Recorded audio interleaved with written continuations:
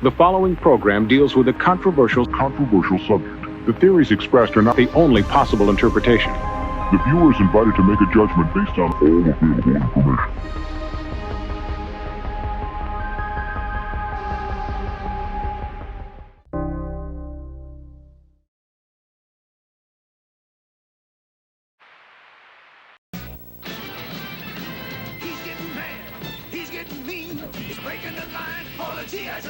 That's right, it's William the Refrigerator Perry. The fridge is joined G.I. Joe.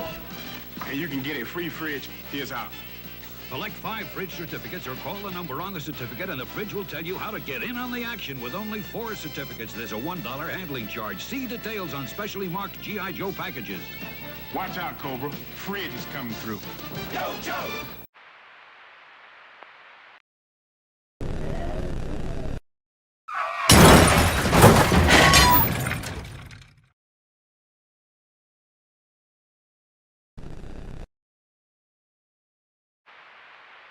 Dick Tracy, Wethead.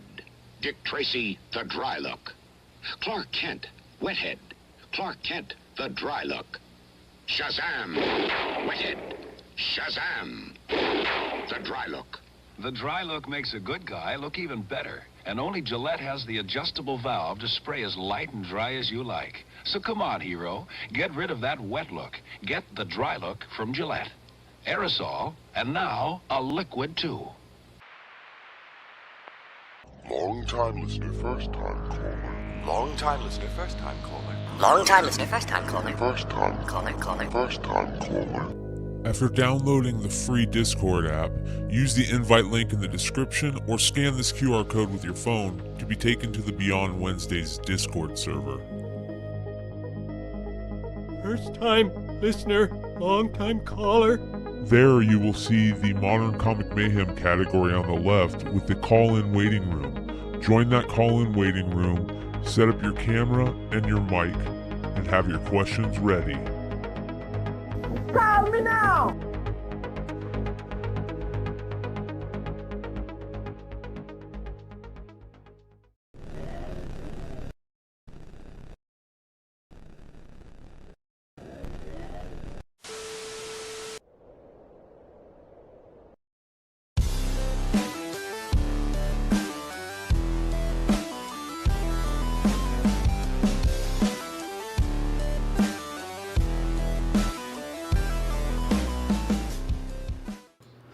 What's up, everybody? Welcome to another Saturday night, another Modern Comic Mayhem. We got the CEO, we got Binkies, more to come. They're all enthralled in this Detroit game. I'm about out of football this year, man. Until the playoffs start, I'm like, I just want the Cardinals to lose out and maybe the Patriots win a couple games. I got fantasy football implications, so, you know. I mean, I live in Baltimore. I'll be at the game tomorrow. In fact, it's probably the biggest home game in like 5 or 6 years. There's a lot on the stake. So when I went to Baltimore Comic-Con, me and the wife went to the Ravens game. It was cool. Like, I'd never been to the stadium, so it was dope. Yeah, it was a good time. And the guys, and like Baltimore fans were like cordial with me because they knew I was a Lions fan. So it was cool. See, we're okay with that. If you were a Steelers fan, it'd be a different story. It's a different discussion. It was so funny because I wasn't wearing like any like Lions stuff, and I think they were playing the Bengals or some shit. So I wore like a Survivor Series shirt, like from '88 or something, like Macho Man. Everybody's like Macho Man, like going up the stairway. I was like, oh Jesus. You made a good call wearing wrestling merchandise. It's a big wrestling city here, so. Yeah. Well, they got a pretty good team this year. They fucking destroyed the Niners the other night. That was interesting. Have you guys seen Iron Claw? No, I need to see it. Oh, dude, I went first night. Yeah. Awesome. I mean, like, I knew the name is Zac Efron. I don't know what he's in, but I think he'll win the Oscar. Wow. And the people who were behind me, obviously, they didn't know the story because I remember it, and I don't want to spoil it for it, but basically, when one of the brother comes out, and they were like, I was like, yeah, they've never watched the biography. Wow, I was like, dude. It's really good. I doubt he'll win the Oscar just because I feel like there's a stigma with professional wrestling films in general. It'll like they do with Marvel movies. Yep. Same thing. Dino, I need I I want the Lions to win, but I need Dak to throw some touchdowns because the fantasy football championship, Dak's my quarterback. Oh, I got fantasy football too. I got all Lions and McCaffrey and the 49ers and Brock Purdy. So yeah, I did really well drafting Austin Eckler over fucking CMC. That was fucking great call. Yeah, dude, I had Purdy and McCaffrey too, but I had Justin Herbert, and that fucking hurt me. Yeah. Actually, Paul destroyed me. Paul destroyed me, and I had like 60 points on the bench. Like fucking Bryce Hall went off for like 40. It was terrible.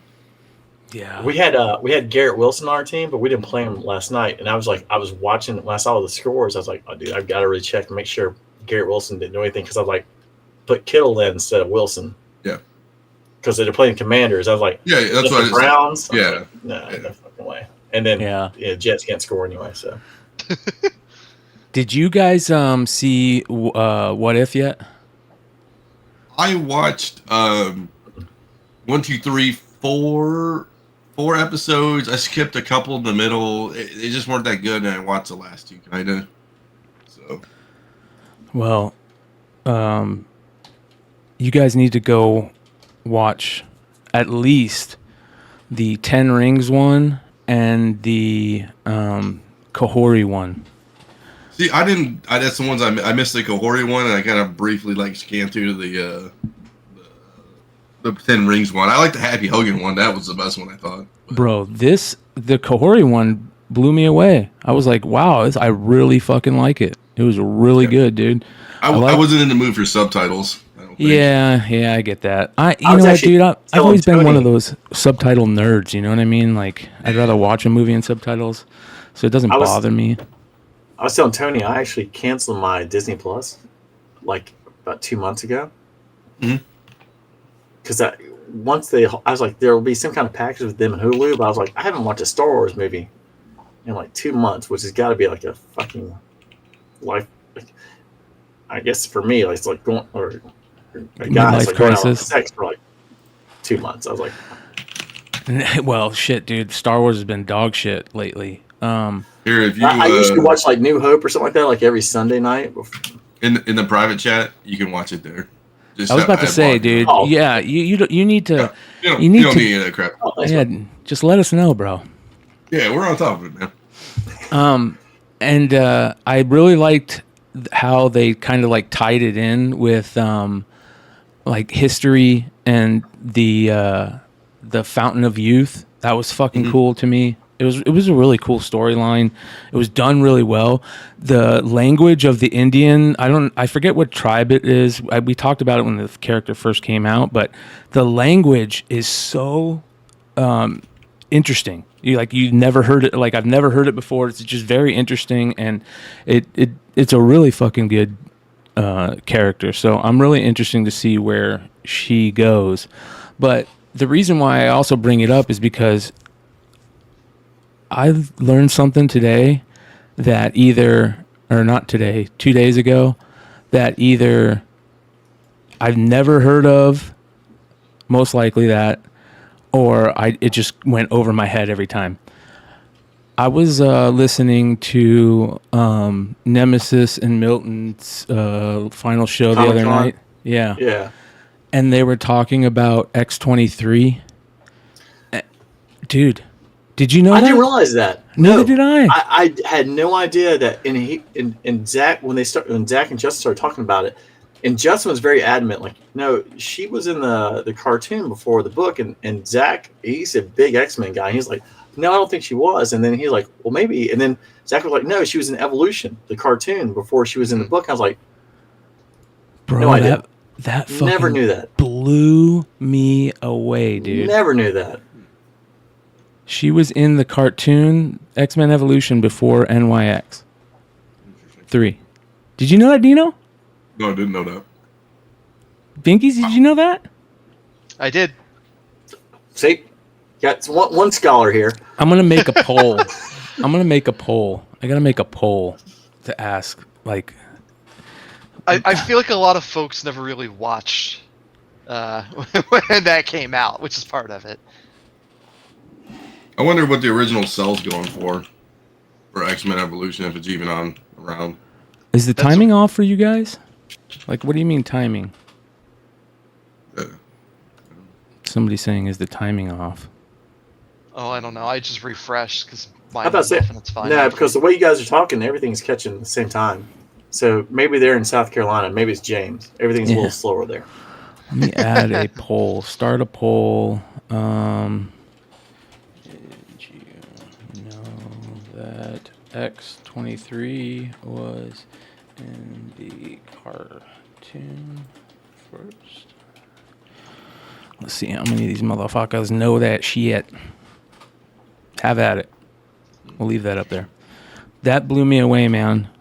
So that makes me think, is there any, like, where's Blue Green when you need them? Is there any, like, magazines out there that talk about the cartoon in the magazine and show the characters before NYX #3? That's why, honestly, I thought you guys, getting the video games, like you and Vinny and those guys, y'all nailed it before on the Mario Brothers. Because I remember showing you that magazine. Show that. Yep, we already know about that. I was like, oh my god! I just watched the Tetris movie. And I was like, I didn't think anybody knew about the issue #3, like the first one coming to like the U.S. Came out. Cameo and Ascension Part 2 was the first episode. Damn. That's so I crazy. don't know when this released. It's classic Marvel figurine collection magazine 117, but this looks. I don't know when this looks older. What? Let me see here. What does it say? 2010 time period, manufacturer 2010. Yeah. What up, Josh? How you doing, brother? What's up? How are you? Good. Here, I'll put this in a private chat. I don't know. Hey, did you know about this? From a nap. Did you know that X23 was in the cartoon before NYX #3? I just, in the private, dropped the 4-minute clip of her first appearance. And in the private chat too. I think I linked to that magazine too. I don't know if that magazine's the first one though, because it's like 2010. I don't know when was Evolution starting. 2009, I thought. Oh man.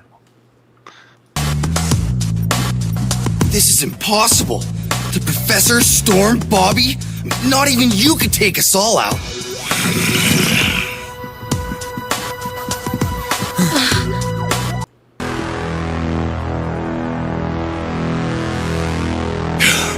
Come on, talk to me. Oh, here we go. A child! Oh, yeah. I know what happened to you. No one should have to go through that, especially a child. I am not a child! You are, even though they tried taking that away from you.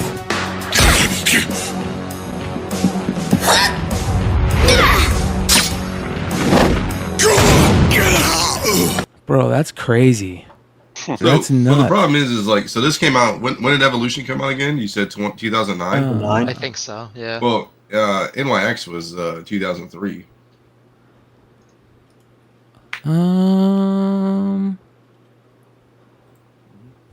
Hold on here.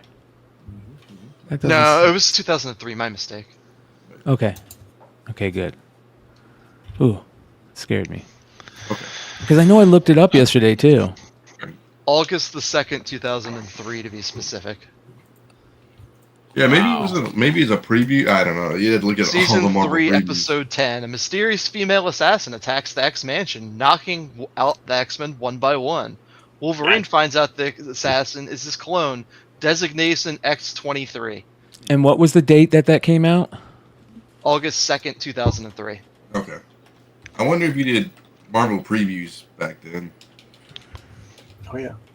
Maybe? I don't know. Yeah. Let's see if there's any cartoon magazines from August of 2003, right? Animation, August of 2003. Let's take a look. See if we can get lucky. Might be a one before that too, right? Yeah, that's what I would assume, is it would be like a month or so before that if it is out there.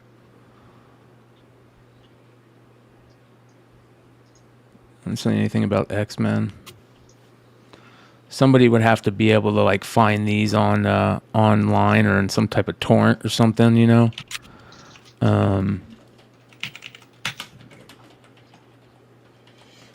I'm really ripped and I'm in like discovery mode.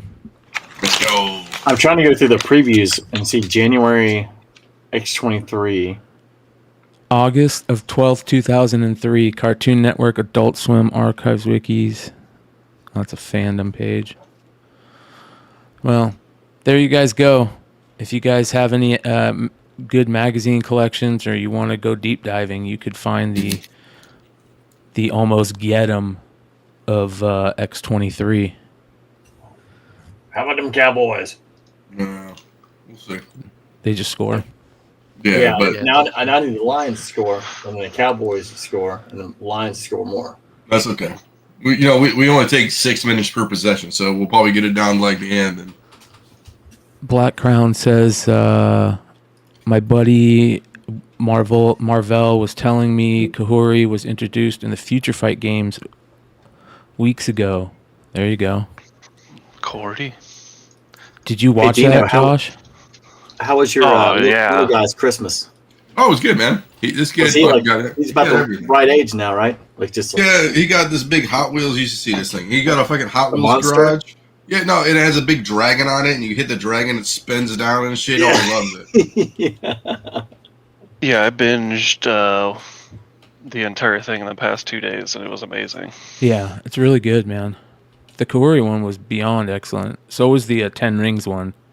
People were saying... So that one, the Kahhori episode, the Hella 10 Rings episode, and then the finale. Those are my top 3. I haven't seen the finale yet. I like the Happy Hogan episode, and I heard a lot of people talk about how it was just a rehash of like Avengers.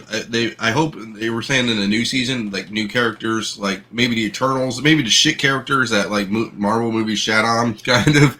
They put in the animated series, but the also thing was it'd been nice if Neil Gaiman would have wrote the 1602 episode. That would have been sick. Could you imagine what that would have went down? Like they thanked him and Kubert at the end.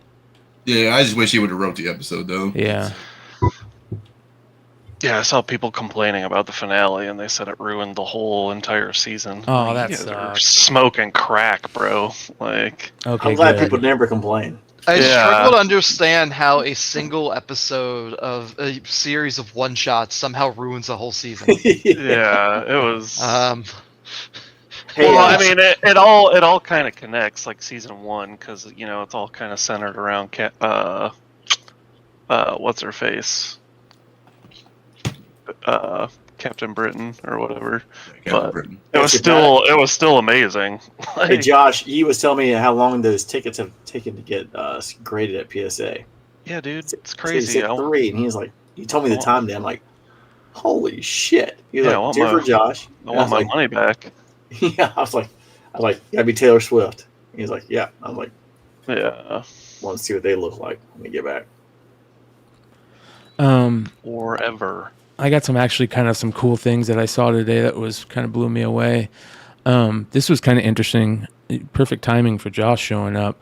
I saw this on Bleeding Cool, and this is just the type of shit that I love hearing about. It's National Library of Scotland finally gets the Bruins Annual from 1939. So this is a comic book, and it's a comic characters that is like really loved in Scotland, and they've been looking for the first appearance issue of this book for over 10 years, and they haven't been able to find it, and they finally found it. It says the National Library of Scotland has bought a copy of the first ever Bruins Annual comic strip collection published in 1939 for its collection after looking for a copy for over 10 years. Copies sell for several £1,000s when they pop up. One went in 2014 for over 6,000, and 5 figures are expected now. The first alternating Bruins and Our Woolly alternating annuals. Remember we pulled up that Our Woolly book in the market report recently, and we were like, what the fuck is this book? Why is this selling? Well, that's one of these characters. So, absolutely crazy, man. Yeah, that's crazy. That's cool. Yeah. What kind of condition it was in? That's a great question. It says here, talks about they first appeared in 1936 in a Sunday Post newspaper. The purchased copy is the only known copy of Bruin's annual 1940 in a public collection in Scotland and was not made part of the National Library of Scotland's extensive collection when it was first published, as it was considered ephemeral. Dude, I met this when I was getting back into comics, and I would like go through Craigslist back in the day. I ran into this dude. He was a young cat. He was probably in his early 20s. And he was super into collecting ephemera. And I was like, what the fuck is ephemera? And he had these like magazines, letters, promotional material from like every type of company you can think of. And that's all he collected. He would go to estate sales and just buy like old collections of just papers. And he loves it all. You know what I mean? And that's how he'd get all the comics. It wigged me out. It was weird. Anyways, so yeah, it was considered ephemera. They changed their mind a few decades later, but copies were hard to come by. British Library has one, but they're holding on to theirs. Dude, think about how many like libraries, national libraries have killer comic book collections. Oh yeah, a ton of them. The United States one's probably packed. Congress, Library of Congress. Well, they have a card library too at the Library of Congress, where they have every card ever created. Yeah. Michigan State up north of me has a crazy comic book collection too.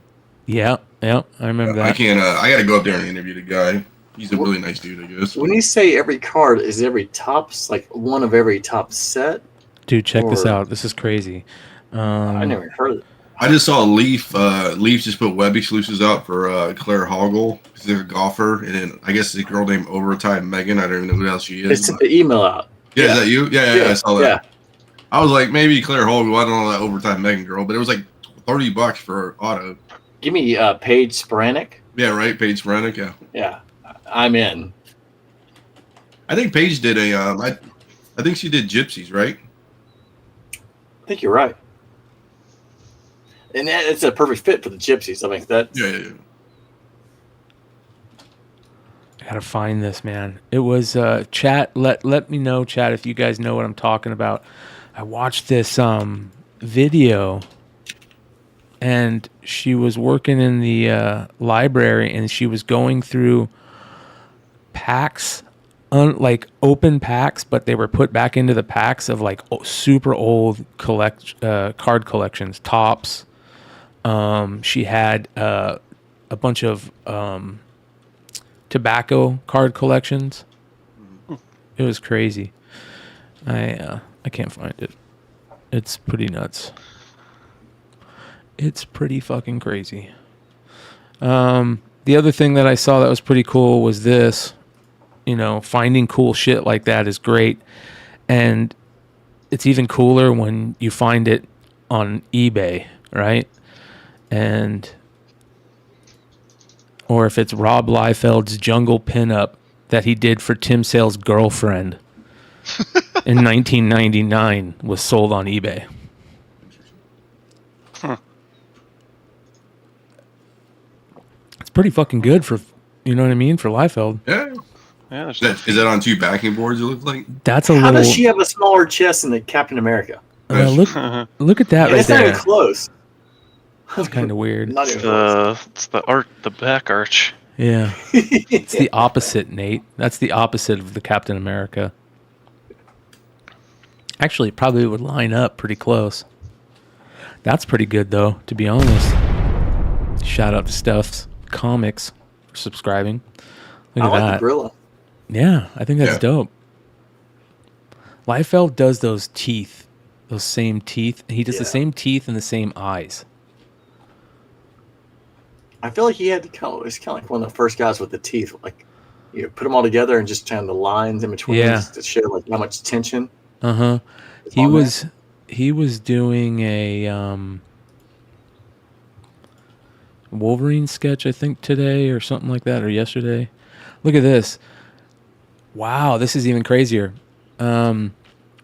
Excelsior Comics has listed on eBay Rob Liefeld's Sexy Jungle Girl pinup, original 2-page art signed, elaborating to say original authentic art by Rob Liefeld, 2-page piece carefully removed from a sketchbook.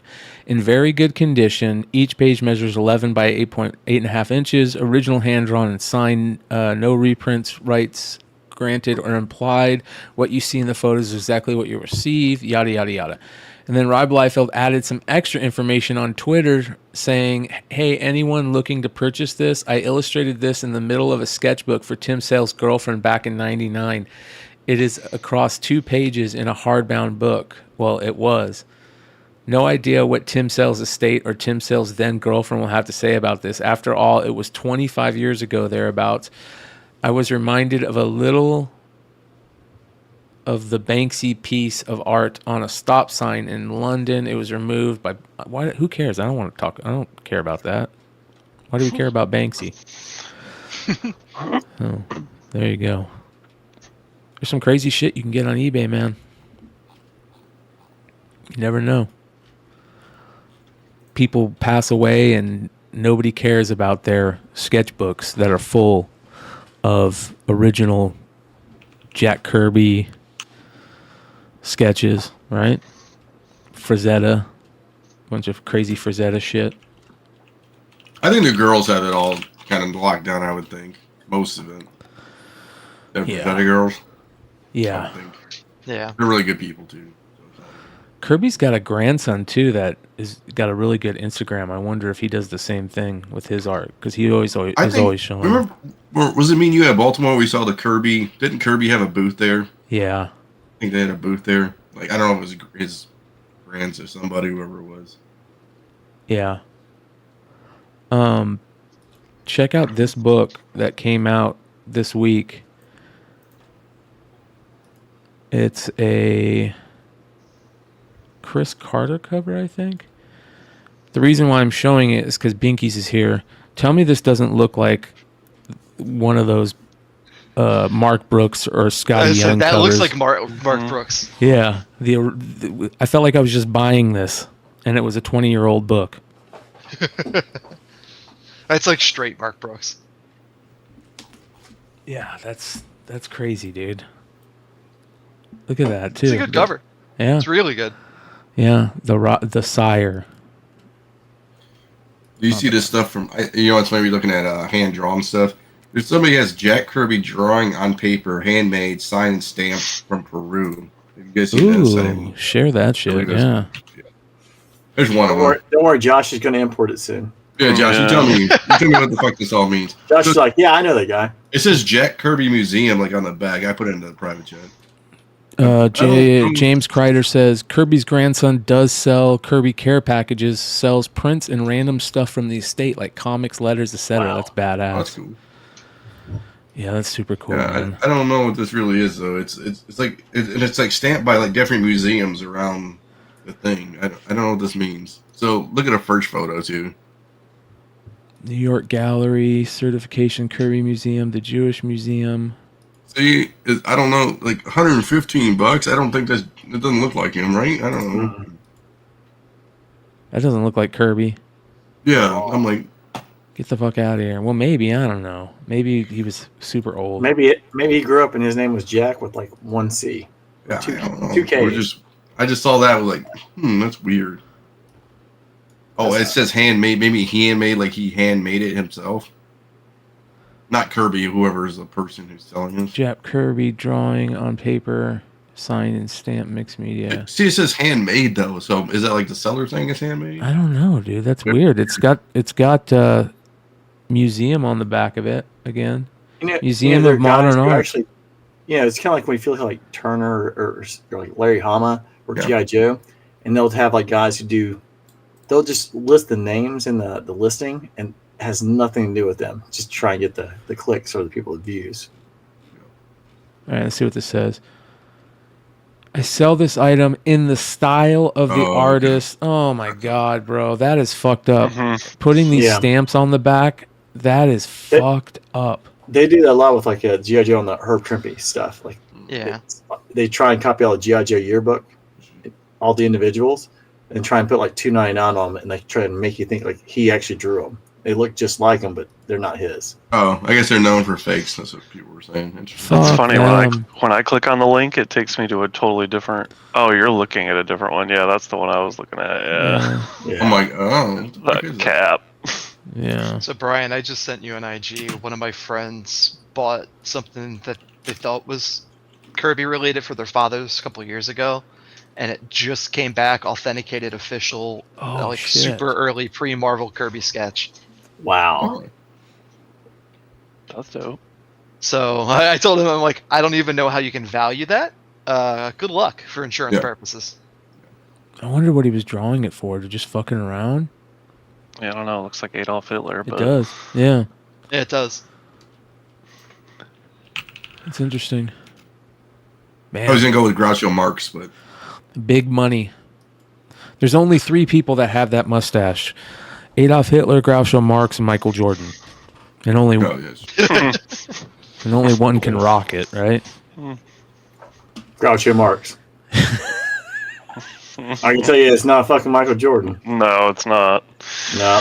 I think he just did it just to see if anybody would come up to him. Like, yo, man. Yeah. Jesus. Ouch. All right. So, there's all the best of bullshit, and I think everybody's already kind of talking about that. But I thought this was interesting. I saw this on Comics Beat talking about. I think that when this whole Mark Miller thing popped up, somebody talked about another artist putting out making a meme that said comics has been dying since 1937 or whatever. And this is kind of basically the same thing. It's got, Dr. Manhattan, doing his thing, and Watchmen style balloons, and it says it's the mid-50s comic books are dying. It's the mid-70s comic books are dying. It's the mid-90s comic books are dying. It's the early 2020s comic books are dying. Right? And I think that there's no doubt that there is a lot of garbage in comics these days, but I feel like at the end of this year, there's kind of like a little bit of an uptick, right? Like a real quick uptick, especially with some really good books, that Beneath the Trees Where Nobody Sees, Mark Waid's book, not the Shazam. I'm not reading Shazam. The Superman Batman book is World's Finest. That's good. There's a couple other books that are really good. And I think it's just really sharp at the end of the year that that's starting to happen. And I feel like maybe seeing some of the creators do all the talking, and on social medias and on their own streams and all that type of stuff, you can kind of see they're taking more note of maybe we need to pay more attention to this, and we're going to start getting some good stories and some good comics. But the thing that I heard that really spiked me the most is talking about how trying to get storylines back to like 4 or 5 book storylines. You know what I mean? 4 or 5 books threads instead of. I think that would be great, man, because I feel like a lot of the stuff that we read when comics were considered the greatest, it was like 4 or 5 book storylines, right? Yeah, when you're talking about the stories, I think the Energon universe really kind of kicked, at least in my mind, and I'll be completely upfront. I read the first 2 Void Rivals. I didn't read the other 2, but I've read the first 3 Transformers and the first Duke. And Transformers, I've heard a lot of people. And smashes the or just squirts out the pilot. I don't think it was Ace, but and Duke ejects, and it just leads into like exactly like where it's going. I was like, to me at least, there's a lot of excitement, especially being 80s properties with Transformers and G.I. Joe. That's why I can't wait to see what Cobra Commander comes out in January. Yeah. By the way, you guys, if you guys want to go check that out, that article out, it's a Brian Hibbs article on Comics Beat, and I just basically used it to kind of get into this talk about having trying to figure out, what's better for us. I think most people, I don't know, would you guys rather have these big, huge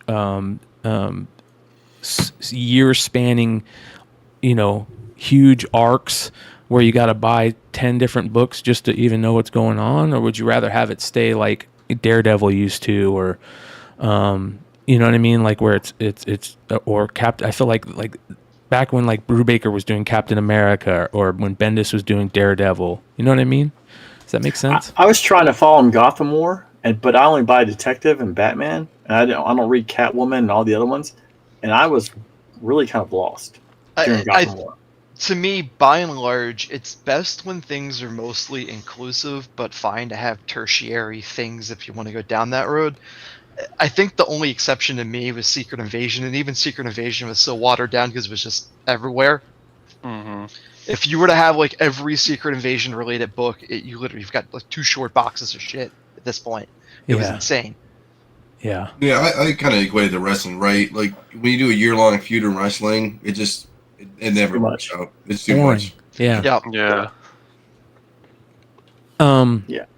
Especially, I don't know if you guys, like when you read your books, I almost have to grab the other book from the prior month to figure out. I do like when they have the recap in the page.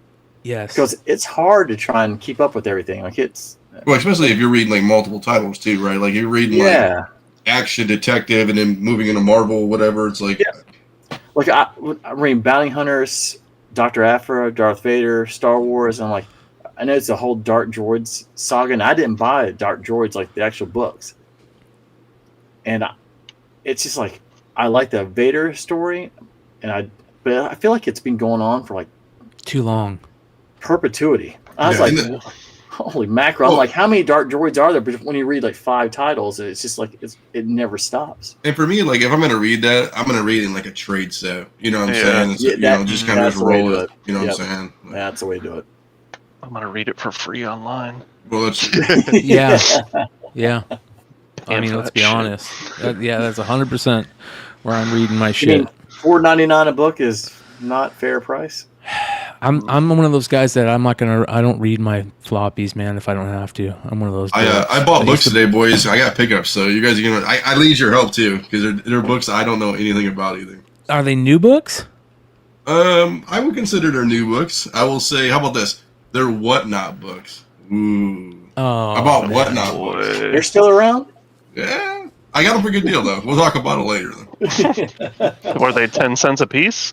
No, they were. That wasn't a good deal. Well, we'll talk about why I bought them, though. How you know? He might have the Tito Was it the Harriet Tubman books? No. Oh, I will say he was over here earlier, and he was talking about the Bryan, the title you brought up. The what? It's like one of the Hot 10 books. The title you brought up earlier when you were talking about Beneath the Trees Where Nobody Sees. Oh, Beneath the Trees Where Nobody Sees. And he'd gone to like one of the stores, and he found them all just on the rack. Oh yeah, they're still out there. They're tough to find, but they're out there. That's like that. What was that Captain Marvel book everyone was going crazy for? Like when I was just down in Georgia, it was still on all the racks in the comic shops down there. Like people were paying. People were paying $10 for that book. It's just no. I mean, when it drops, I gave you guys the link right on Midtown site. Cover price still. Did you see in Midtown they're gonna have Bruce Dickinson signing an Iron Maiden book? Really? I just saw it like literally like an hour ago. I sent it to Mel. I'm like, Mel, tell me you can make this. Yeah. I was like, they'll probably put it on the website. They usually do. Yeah. All right. I do want to do this though. I want to go through this. I've gotten back into Reddit recently. Like, nice. You know what I mean? I've been out of Reddit for so long, and I started up my old fucking account there, and I got back into it to kind of read the Whatnot craziness on there. And then I, started going into the other shit that I used to go into, and back into the comic books one, and they did a vote over there. And let's run through this and see what we think. These are their best of books. All right, so best writer, they got Tom King. Not surprising.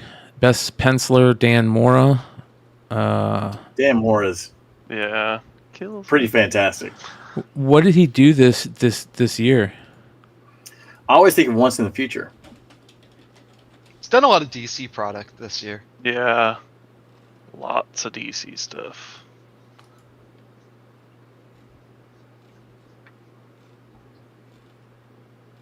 Oh yeah. Yeah, he's badass.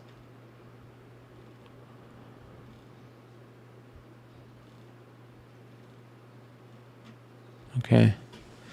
He's good. That's good. That's good. That's good. That's real good. Yeah. Okay. Wow. That's incredible. That's not his. That's hers. Claus. Okay. Cool. I'm for that. I guess. Rachel Dodson, best inker, best colorist, Jordi Belair, best letterer. I'll mess up his name or her name. I apologize. Best cartoonist, Rafael Grampa. I think that was one of the books that, when I think about like some of the best stuff of this year, would be that what he's doing with that Batman series, right? Like that was gorgeous. Comic related individual, group, or professional, League of Comic Geeks. Best ongoing series, Moon Knight. Ooh, really? Yeah, they just killed him off, right? There's a new Moon Knight showing up. I gotta tell you, I think the best, and it's not Marvel, but I think the best series I think I've read all year was X-Men. Like that's one of the few books like when I get it, I'm like, that's what I want to read. Where as soon as I get home. Is this in? This is not in alphabetical, I don't think. Let me make sure this is. Put this in alphabetical. Yeah, they killed him off, and I know in the upcoming, like, is it an Avengers series they're doing? Hunter's Moon is on the Avengers team. Yeah, Hunter's Moon is the new Moon Knight. Yeah. That's interesting.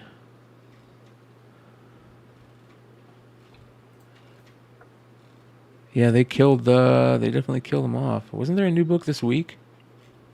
Am I wrong? It was either this week or last week. It was the final issue in the run. Yeah. It was last week.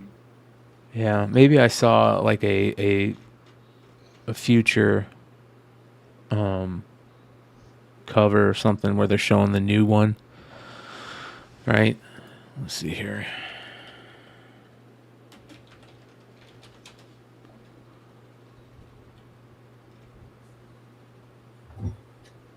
I laugh if Lions tied this up.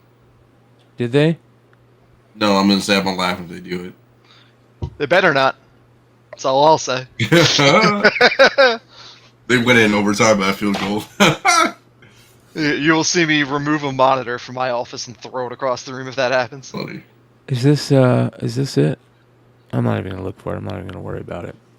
Let me go back to where we were. Best limited series, Doctor Strange, Fall Sunrise.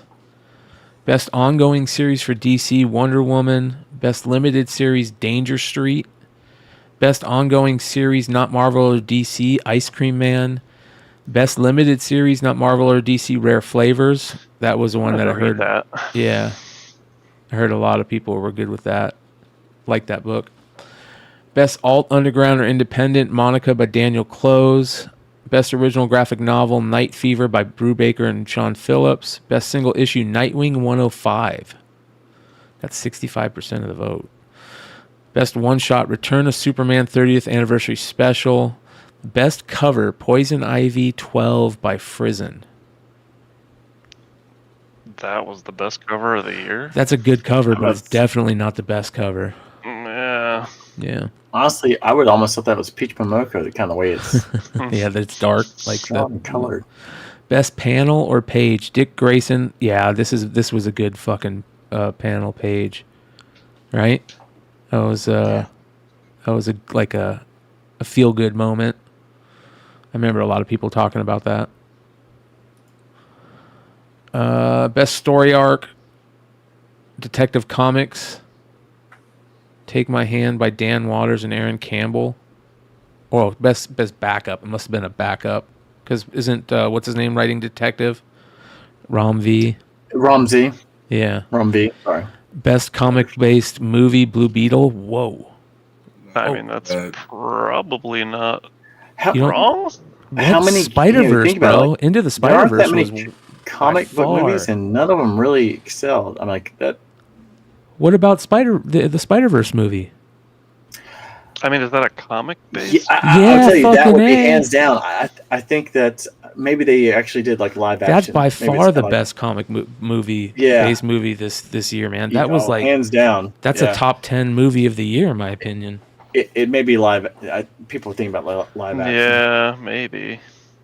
But yeah, I would agree. It's in the Spider-Verse. Best comic-based TV series, Doom Patrol. I don't hate that. I mean, I quit I haven't watching made it it. to season 4. Yeah, I didn't make it to season 4. Yeah, I'm on. I wonder when did they vote on all this? I'm curious now. Usually they do it like I think it was like a couple. They do it the whole month, I think, and then it goes like the whole like up to like a couple weeks. I think to tally everything. I would have put Tied What game. If on there. Possibly. They're going to Go go Lions. It's tied. Yep. Let's go. There you go. I They're need gonna go for overtime. 2. No! Don't do that. They go for 2. They're going for 2. Don't do You may that. be good. I need overtime. Fucking Dan Campbell. Dan Campbell. He's going for 2. He doesn't give a fuck, man. Does it matter if the Lions lose? Didn't they already clinch their division? No, we need him to go to overtime so Dak can Yeah, score so more. another touchdown. division. So this game doesn't matter. It's just a good Oh, game. he's in. He's in. Yeah, he's in. Yeah. Lions. Oh God, is it St. Brown? Shit. It doesn't matter. It's going to be the Lions. They're actually going for 2. Browns in the I was Super Bowl. joking about this. I might be behind. They're going for 2. Fucking animals, dude. That's funny, man. All right, let me bring up. Did you guys hear about this Alan Scott stuff? Green Lantern, Alan Scott stuff. Me and Binkies were kind of chatting Is that about the it book backstage. itself? Yeah. So what's interesting about this is I wish I'm going to ask him what he thinks about it. I would love to ask him. Legion of Comics. He told me that he was looking forward to this Alan Scott series. I guess he's been reading the other Green Lantern stuff that's been coming out. The regular Green Lantern series is really good. I think there are 6 issues in. It's one of the better titles to read right now. Yeah. I will tell you, a friend of mine's reading the Alan Scott one, and he is not he happy told me or what? was going on. No. Yeah. What issue just came out? Is it 3? It just came out. 3 or 4? Yeah. Yeah. It's not many. So basically, what happened? They fucking threw it to the offensive lineman. Fucking animals, dude. Dan Campbell. So basically, it's like I haven't read all of it, but I've watched a lot of people talk about it, and I've read panels and stuff, and we were kind of talking about it before the show, and it's very interesting to see kind of how people are taking this issue, and depending on there's different takes, and that I didn't really think about until we were talking illegal about touching. What? You didn't report. I don't know if that's part of the comic, but it's part of the problem. yeah. And the football game. But basically, people, if you haven't read it or haven't heard about it, people are complaining because there's parts of the book where people are trying to take it as Alan Scott is he's what's it called when you ask a prostitute. What is it called? Solicitation. Yeah, solicits. He's soliciting sex from male prostitutes, right? And it's a very interesting kind of thing. The way I kind of took it is they also kind of throw this weird like God aspect in there with the Spectre, because Alan Scott's with the Spectre, and they tell this story about like, and it's very weird when you read these pages. It sounds like maybe I don't know what to think. I'll be honest. I don't know what to think. I'll just explain it. So there's these guys at the railroad tracks, and they're showing like past history with Alan Scott, and he's meeting up with these guys at the railroad tracks, and it's like in the the 50s. And if you guys don't know, that was a big issue in the 50s, if I remember it. Like there was a lot of sexual assault and murder that happened and with the trains, and especially with homosexual males, because they were using the trains to get away and stuff like that. So anyways, they kind of like, a lot of people are saying that it's showing Alan Scott, going and hanging out and utilizing male prostitution, and at the same time he's with the Spectre, and he's kind of like talking to the Spectre, and the Spectre's kind of like saying, hey, don't worry about it, I'm not really religious anyways. And it's almost, some people are trying to like play it off as almost like here's God or a servant of God saying it's okay, you can do whatever you want type thing. And it's the talk of a lot of places, a lot of channels, all over Twitter. It's very interesting, and we were just kind of talking about the whole history of that. When they first originally changed Alan Scott. How long ago was that, Binkies? 4-ish years, late 2019. Yeah. Binkies was having a heart attack over there. Yeah. I'm good now. I'm good now. I'm Okay. good. Full disclosure to the chat, if I look like I'm having a heart attack, I am. So okay, I'm sorry to break this up. Jared Goff is fucking John Moxley from Varsity Blues. You cannot fucking tell me wrong. He's the dumbest, smartest guy I ever met in my life. Stick to the basics. Stick to the basics. Stick to the Jesus basics. Christ. But yes, for chat's purposes, There's a lot of fantasy championships and football games around here. That wasn't fantasy. That was a bet at MGM.com. I got shout out at MGM sponsor us. Well, and for me, so it's like throughout half the year, like I was like, oh, Goff's gonna come back and make this fucking great fucking season, and we're gonna re-sign him, or we're gonna like stretch it all out. Like fuck Goff, like fucking Hendon Hooker, baby. Yeah, Hendon Hooker. Go balls. But yeah, so it was 2019 with the whole start of the Infinite Crisis line. That's when he officially came out as gay. And Bryan and I were talking about it before the show. And maybe it was just, pandemic and everything else. I don't remember there being like this huge, like, what the fuck? Yeah. Of the whole situation. I don't remember it being a huge deal. Like not enough for me to like talk about it, like I'm angry enough to talk about it type deal. Yeah, why aren't people angry? Yeah.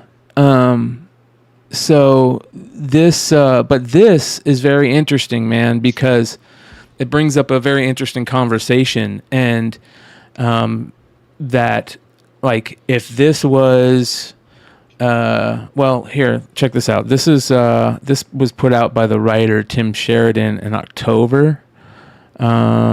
It says, this is from Bleeding Fool. Credit to DC Comics group editor Katie Kubert and editor Andrew Marion for taking the origin and backstory of DC Golden Age superhero Green Lantern and utterly destroying it for the sake of promoting LGBTQ ideology. It's unclear if editorial staff at DC Comics doesn't know the established background on the history of the main characters here, or are gleefully sacrificing these characters for the sake of ideology. So, and here's some of the scenes you can kind of see in the new one.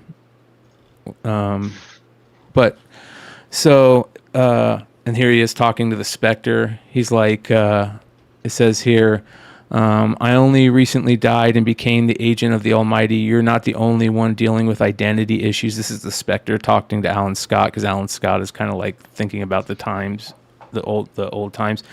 He says, "This really." Alan Scott says, "This really isn't about me, isn't it? It's all these men are dead because of me." And Spectre says, "Alan, you love them." And Alan Scott says, "Look what happened." It just kind of feels weird. Like I'll be honest, I have no problem with Alan Scott being gay, but this just kind of feels weird to me. But the other question is, like, if this was female prostitutes, would it still feel weird? Like, well, so my question is, and again, I'm not caught up. I've got all 3 issues sitting in a room, so I'm gonna have to get caught up. So I actually have some more context and can speak slightly more confidently in it. So I do want to read the quote from Tim, because obviously this has been a hubbub. I did write it to Bryan earlier, so this is straight from Tim on Twitter, X, whatever the hell you want to call it. People are criticizing that he's soliciting prostitutes and sex workers, and Tim responds with, "He's actually not a sex worker. They're at the Chelsea Piers in between trucks parked underneath the West Side Highway, which was perhaps the most popular New York City cruising spot in its day. These are just ordinary men trying to meet. Think of this as Grindr of its day." yeah. And, you know, without context, again, I can't make a statement any which way. But one thing I can say is his statement of the Chelsea Piers being notorious way back when for that being the meetup space, that's well noted throughout documentation and history. It's a pretty factual thing. Yep. So the question is, you know, which side of an agenda is really blowing it out of proportion? Or is this actually just a piece that fits into a puzzle with a now assumed reality that Alan Scott is gay? Yeah. You know, I don't know. The funny part is Chelsea Piers, like what it is now, it's literally like if anyone's ever gone to Top Golf, that's Top Golf in New York. Chelsea Piers. And honestly, I never heard of Top Golf until like Chelsea Piers has been around for like the longest time. Like that's the only place you can like go in the city and just like hit golf balls, and it's incredibly expensive. And I was just like, oh wow, okay. Well, you know, the storyline is about like a serial killer targeting the gay men and all this stuff, I guess. And like I said, I haven't read the whole thing. I've just kind of read panels and stuff. It's just very interesting, and I don't know like what to think yet about it. But the conversation is interesting to me. Like, if this was female prostitutes, would people be just as mad? Like they have a character that's going in, you know, a classic character, a classic, and who really loves Alan Scott? Let's be honest. Is there very many people that are fans of Alan Scott? I mean, Alan Scott's parents probably don't love him that much. Yeah. I mean, yeah. Hal Jordan, probably. I guess it's one of those things where, like, honestly, it's just kind of like Superboy. It's fine if you want to have these storylines, but like, do you always have to turn like the characters that have been around for a long time? Just make new characters. They're probably easier, more. I think you probably attach to them quicker. Well, we were talking about that. Why can't they just turn gay? Also, like that happens in real life. Like, yeah, that's a fair point. Yeah, and I mean, I will say there are both sides to the argument of the Green Lantern. You know, one of my biggest comments the other week was part of the reason why you can't just make a new character and shove it out there is, let's be real, nobody cares. Really, truly, nobody cares. Yeah. Characters in the last 20 years that stick, name any. And X-23, Silk. Yeah. I'm well, out. there are some that we were talking about before, you know, like that always gets brought up, and I bring them up all the time, you know, Dakin, whatever you want to call, great character, you know, Josie's new character instead of making and turning, you know, Wolverine gay, they just created a new character, and it's Wolverine's gay son, and it's a great character, and I'm you know what I mean? I think that there is some type of argument for these characters that have a long history, because even though we joke about it, there are people out there that are fucking Alan Scott fans. I guarantee there are. You know what I mean? Oh, for sure. And I mean, I think it is important to tell a normalization of a story and to reflect on things that historically happen. I mean, so I dropped into private chat. It's an organization here from Baltimore that does a lot of journalism to composite gay and homosexual things that have happened throughout time. It's one of their primary focuses. and they have a whole news piece. And this thing, I don't know when this came out, but they have a whole news piece about. Actually, I guess it was just this year, oddly enough, published today, according to this.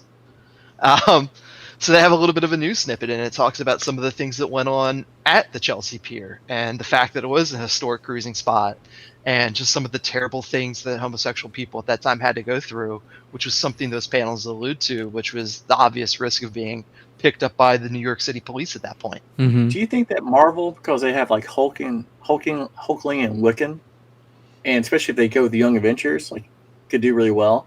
DC is kind of left out in the cold. Like they don't really have like, especially if you start doing the Young Avengers, because you've got Haley, and you've got Miss Marvel, and you've got Hulkling, Wiccan. You start having like a crew. DC's still again kind of left out in the cold now, whether or not Marvel. Yeah, I mean, when you think about it, DC really hasn't done much. And I know a lot of people like slam and criticize DC as being super woke, but like, if you look at the material they've put out in the past 20 or so years coming up to this point, they haven't really done a lot to highlight marginalized communities. They really haven't. There's few and far between compared to what Marvel has out there. So to your point, if there is something that comes of this, you know, in media, since it is progressively more out there and people are tying into it, it's a harder sell moving forward for them to have something that then relates. So you kind of got to do some things. Yeah, it's very interesting, man. It's a big story right now, and I'm sure it will continue moving forward. Now, you know, I think we kind of knew this was coming when Tim Sheridan probably got announced he was going to do this series. You know, because I'm pretty sure he's an open gay writer. I could be wrong about that, but this is something that he made in October where he was talking about it. So I don't think like it blew anybody away that this was happening. But again, if there's any Green Lantern fans or if there's anybody's out there that feels a weird way on this, I'd love to know. It's kind of interesting to see this being such a big story. I mean, yeah, and it's a big story now because that's all people are complaining about. Like, exactly. Someone finally picked up that book and read it and went, "Oh my god, this has been happening for years." No, that book just came out. To Solo's point, who cares? Yeah. Who cares? It's life, man. I knew a dude. I knew one of my best friends growing up. His mom and dad were married for I don't even know how long time, and they got a divorce, and he decided they liked men. Like, it's real life. I mean, people change. It's like I saw John said that it doesn't bother me because these writers turning everyone queer because you're not a fan of that character. It doesn't bother me because I grew up and I realized that the world is bigger than me and how I feel. And I think that, and there was another person in here that said, Three Rivers said, look, it's not about sexual orientation. It's about having promiscuous sex with strangers in a public place and giving kids access to the story. Now, that's what I was bringing up first. Now, I don't believe the kids part has any bearing on this because let's be honest, comics aren't for kids. Yeah, comics aren't for kids. Kids can watch free porn online. But the part that is interesting is like, would there be people that would feel angry and morally outraged if it was female prostitutes? Because that's the interesting thing too. Like, if you have a much beloved character that's out there, soliciting sex from prostitutes every night, is that going to cause outrage? The same outrage? Now I get it. Like I said, I do understand. I think that there is something to be said about the conversation that they are doing some weird shit with characters just to do it, see if they can get away with it, and that there are better characters out there that they could do this on. But I'm not writing the books, and but the thing is I want to know how many people are going to be buying that series. Is that series selling? Probably not. I mean, honestly, Green Lantern series in general don't sell. They just don't. Right? Yeah, I mean, it's a very fringe community. I mean, there's not a lot of people that have Green Lantern posters on the wall. Yeah. Who have they sexually? Whose sexual orientation whatever have they changed that's like really affected people? Like Green Lantern, Iceman, like, you know, it's not like they're changing all these A-list superheroes. There can be some type of argument there too. It'd be like, why don't they change A-list superheroes? Semblance that we would have would be Harley. That's the best answer I can. And people love that. Yeah, exactly. Well, yeah. you know, surprise, surprise. Yeah, people love that. I think it's more about I don't know, man, because I feel like they're losing money. That's the thing I don't get. They're losing so much money, and if this is something that they've been doing now, again, you guys, you guys know how I feel on a lot of this stuff. I'm pretty honest with this, but this is just me trying to have a conversation here again. If they're losing so much money, if the thought process is like there's all these new creators in the big two that, especially DC right now or Marvel right now, that are trying to create minority characters, whether they're race minority or sexual orientation minority, whatever, trying to create minority to pander towards minority characters. It hasn't been working, right? The sales are dog shit. It's been dog shit for so long. So why are they, like, if they continue to do it, it doesn't make any sense. You know what I mean? Like, if you're saying that oh yeah, it is dog shit, well then why are they continuing to do it? Is it just out of pure stupidity? They don't want to make money? Like, if that's the case, or is that not the case? Do you understand what I'm saying? Does that make sense? Spider Guy is right, by the way. Probably the biggest name in recent memory would be Tim Drake. Yeah. Superboy, Jonathan Kent. But he was a kid. He's a kid. Well, yeah. He didn't even have yeah. Tim Drake is a reasonable answer, but also, if anybody read how they approached that, everyone's answer is like, we already knew. Who cares? That was literally the statement. Anyone last name Drake? Bobby, Tim, Mikey, Carl. It says, in the middle of October, Sheridan took to X to beg his followers to purchase the book, saying, "I'm here to ask you a favor. The book comes out next Tuesday, October 24th, but already the haters and queerphobes are out in force, doing everything they can to see that this book tanks. Then they use code and..." What the fuck? So he was already asking for people to buy it. I just want to know the sales. What the fuck? Where are the sales?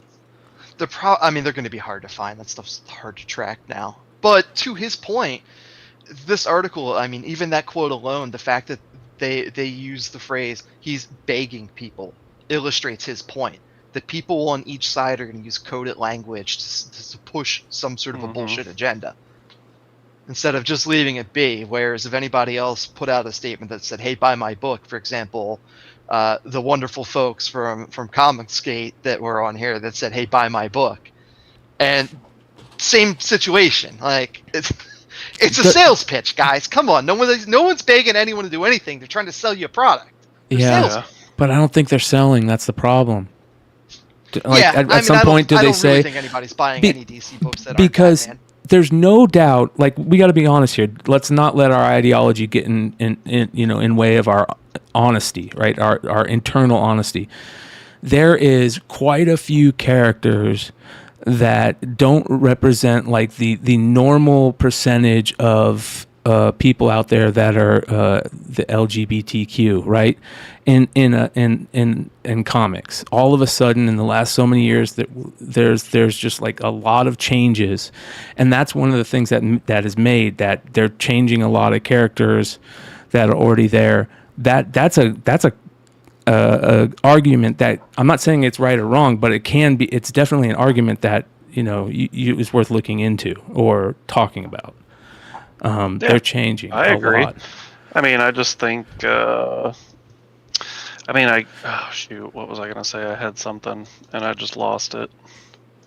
You think that people are it's becoming more normal and it's okay, or do you think that they're or do you think that why? Okay, even if people of those crowds they're not all reading these books, why shouldn't they be fairly represented?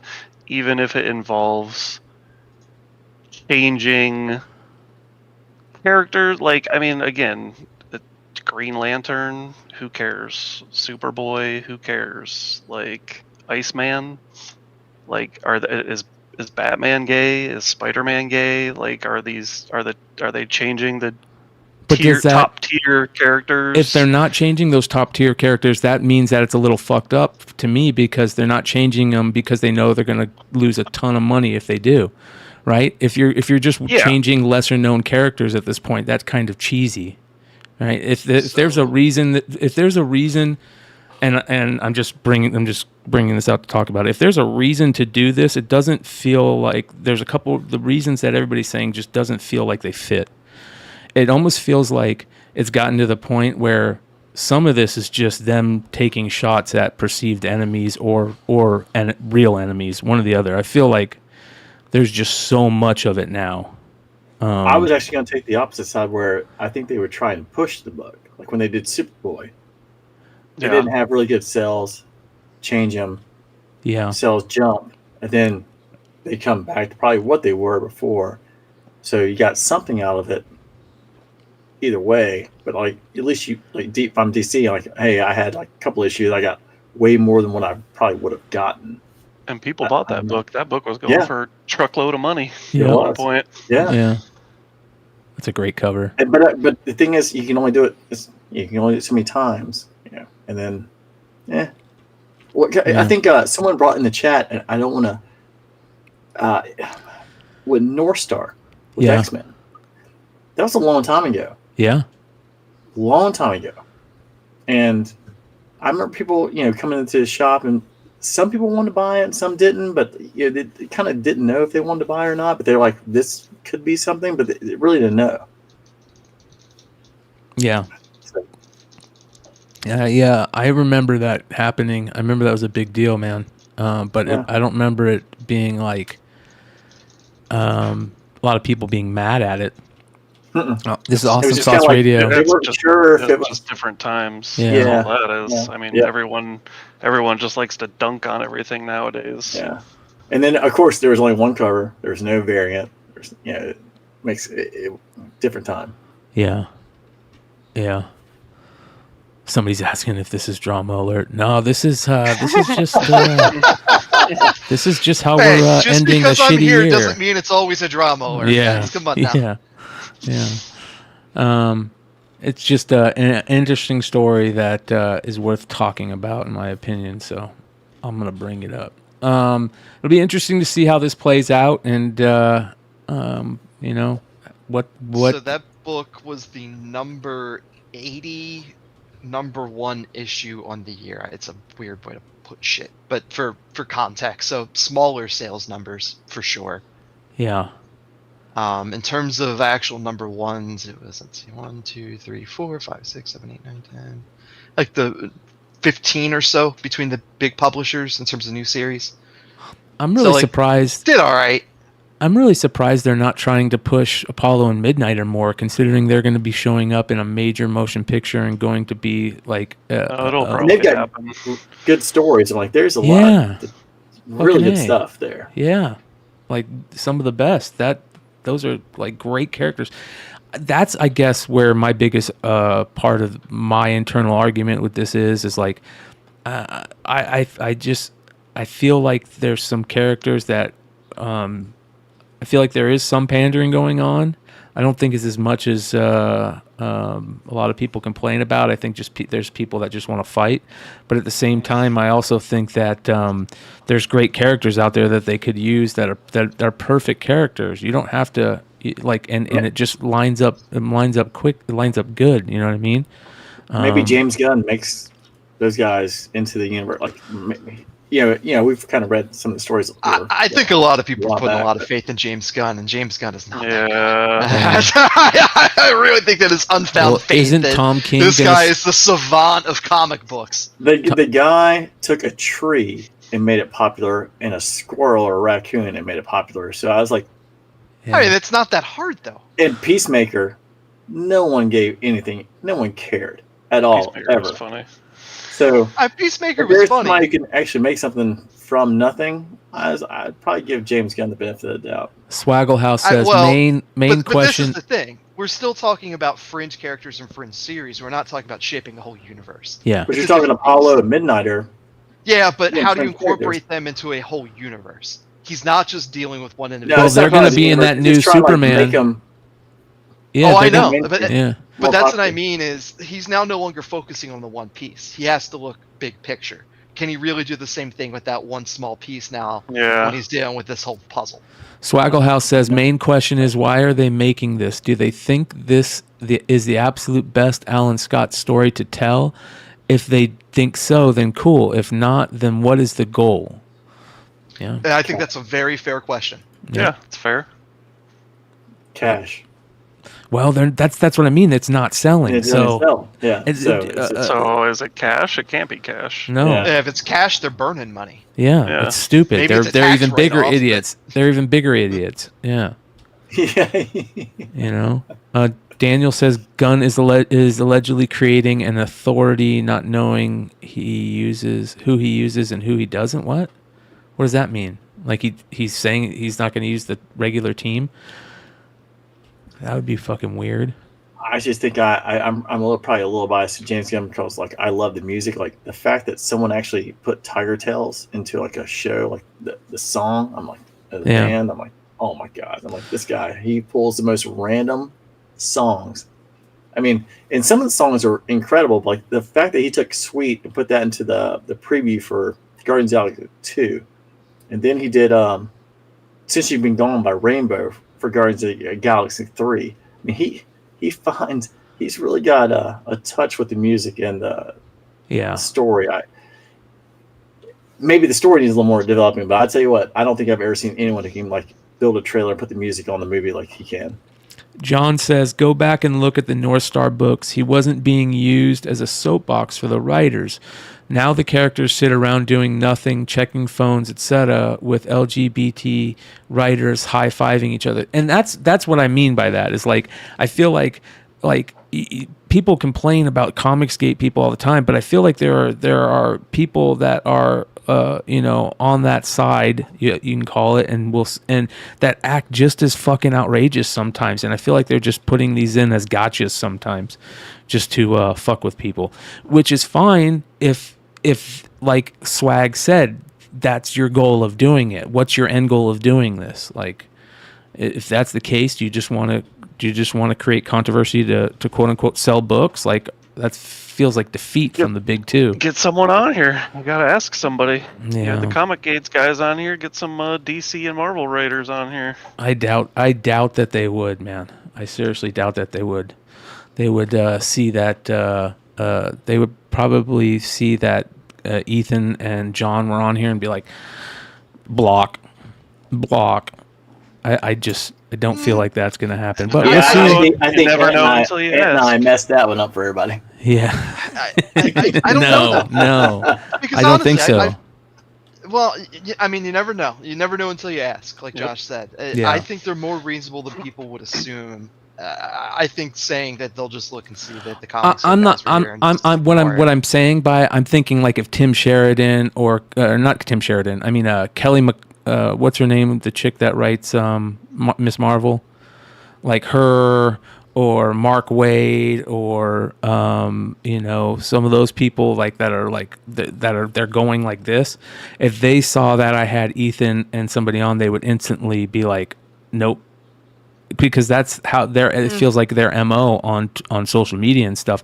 They don't even. I don't know about that. Just like the same point as some of the Comicsgate guys, and what I'm not talking about like the guys on the YouTube channel, but like the Comicsgate, like Comicsgate also has a community, obviously, right? Some of those guys are instantly coming out and talking shit to people that like they shouldn't be talking shit to. They're losing fans, and I feel like. That also happens on both. Kelly Sue DeConnick, thank you. Kelly Sue DeConnick. Yeah. And Mark Waid are like, I don't even want to have the fucking conversation. All right. Same with some of the Comicsgate people that are instantly like jumping in the chat going, oh, you guys are a bunch of social justice warrior snowflakes. Like, what the fuck? Like, you haven't even heard anybody talk. Like, what? Chill the fuck out. Anyways, let's take a look at FOC real quick here, and then we'll get into some other shit. Yeah. So what? Did I miss the whole What If Season 2 talk? Yeah.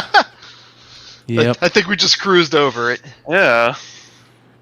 Yeah. Hype. I'm ready to talk about some What If Season 2. All right. Here. Why the fuck is it doing this?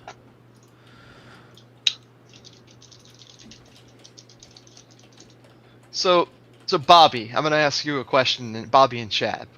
Bobby, if you have a problem with characters with prostitutes, what's your stance on X23?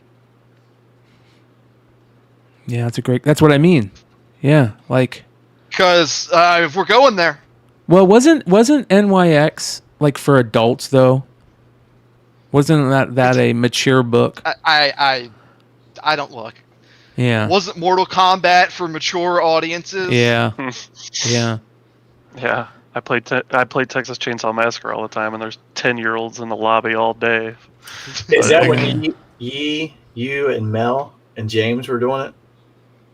He was telling. We were all playing it. I pretty much am the only one playing it now. But dude, there's like 8 and 9-year-olds in there, fucking going wild playing that game. Like, you can't stop kids from anything nowadays, unless you're gonna lock them in their room and take away everything they can play with. This is a great comment by Brandon. Real quick. He says sexual orientation is not a gimmick. Make an LGBTQ character organically. People want a good story. That is a great like don't use it as a selling point. Don't use it as a gimmick.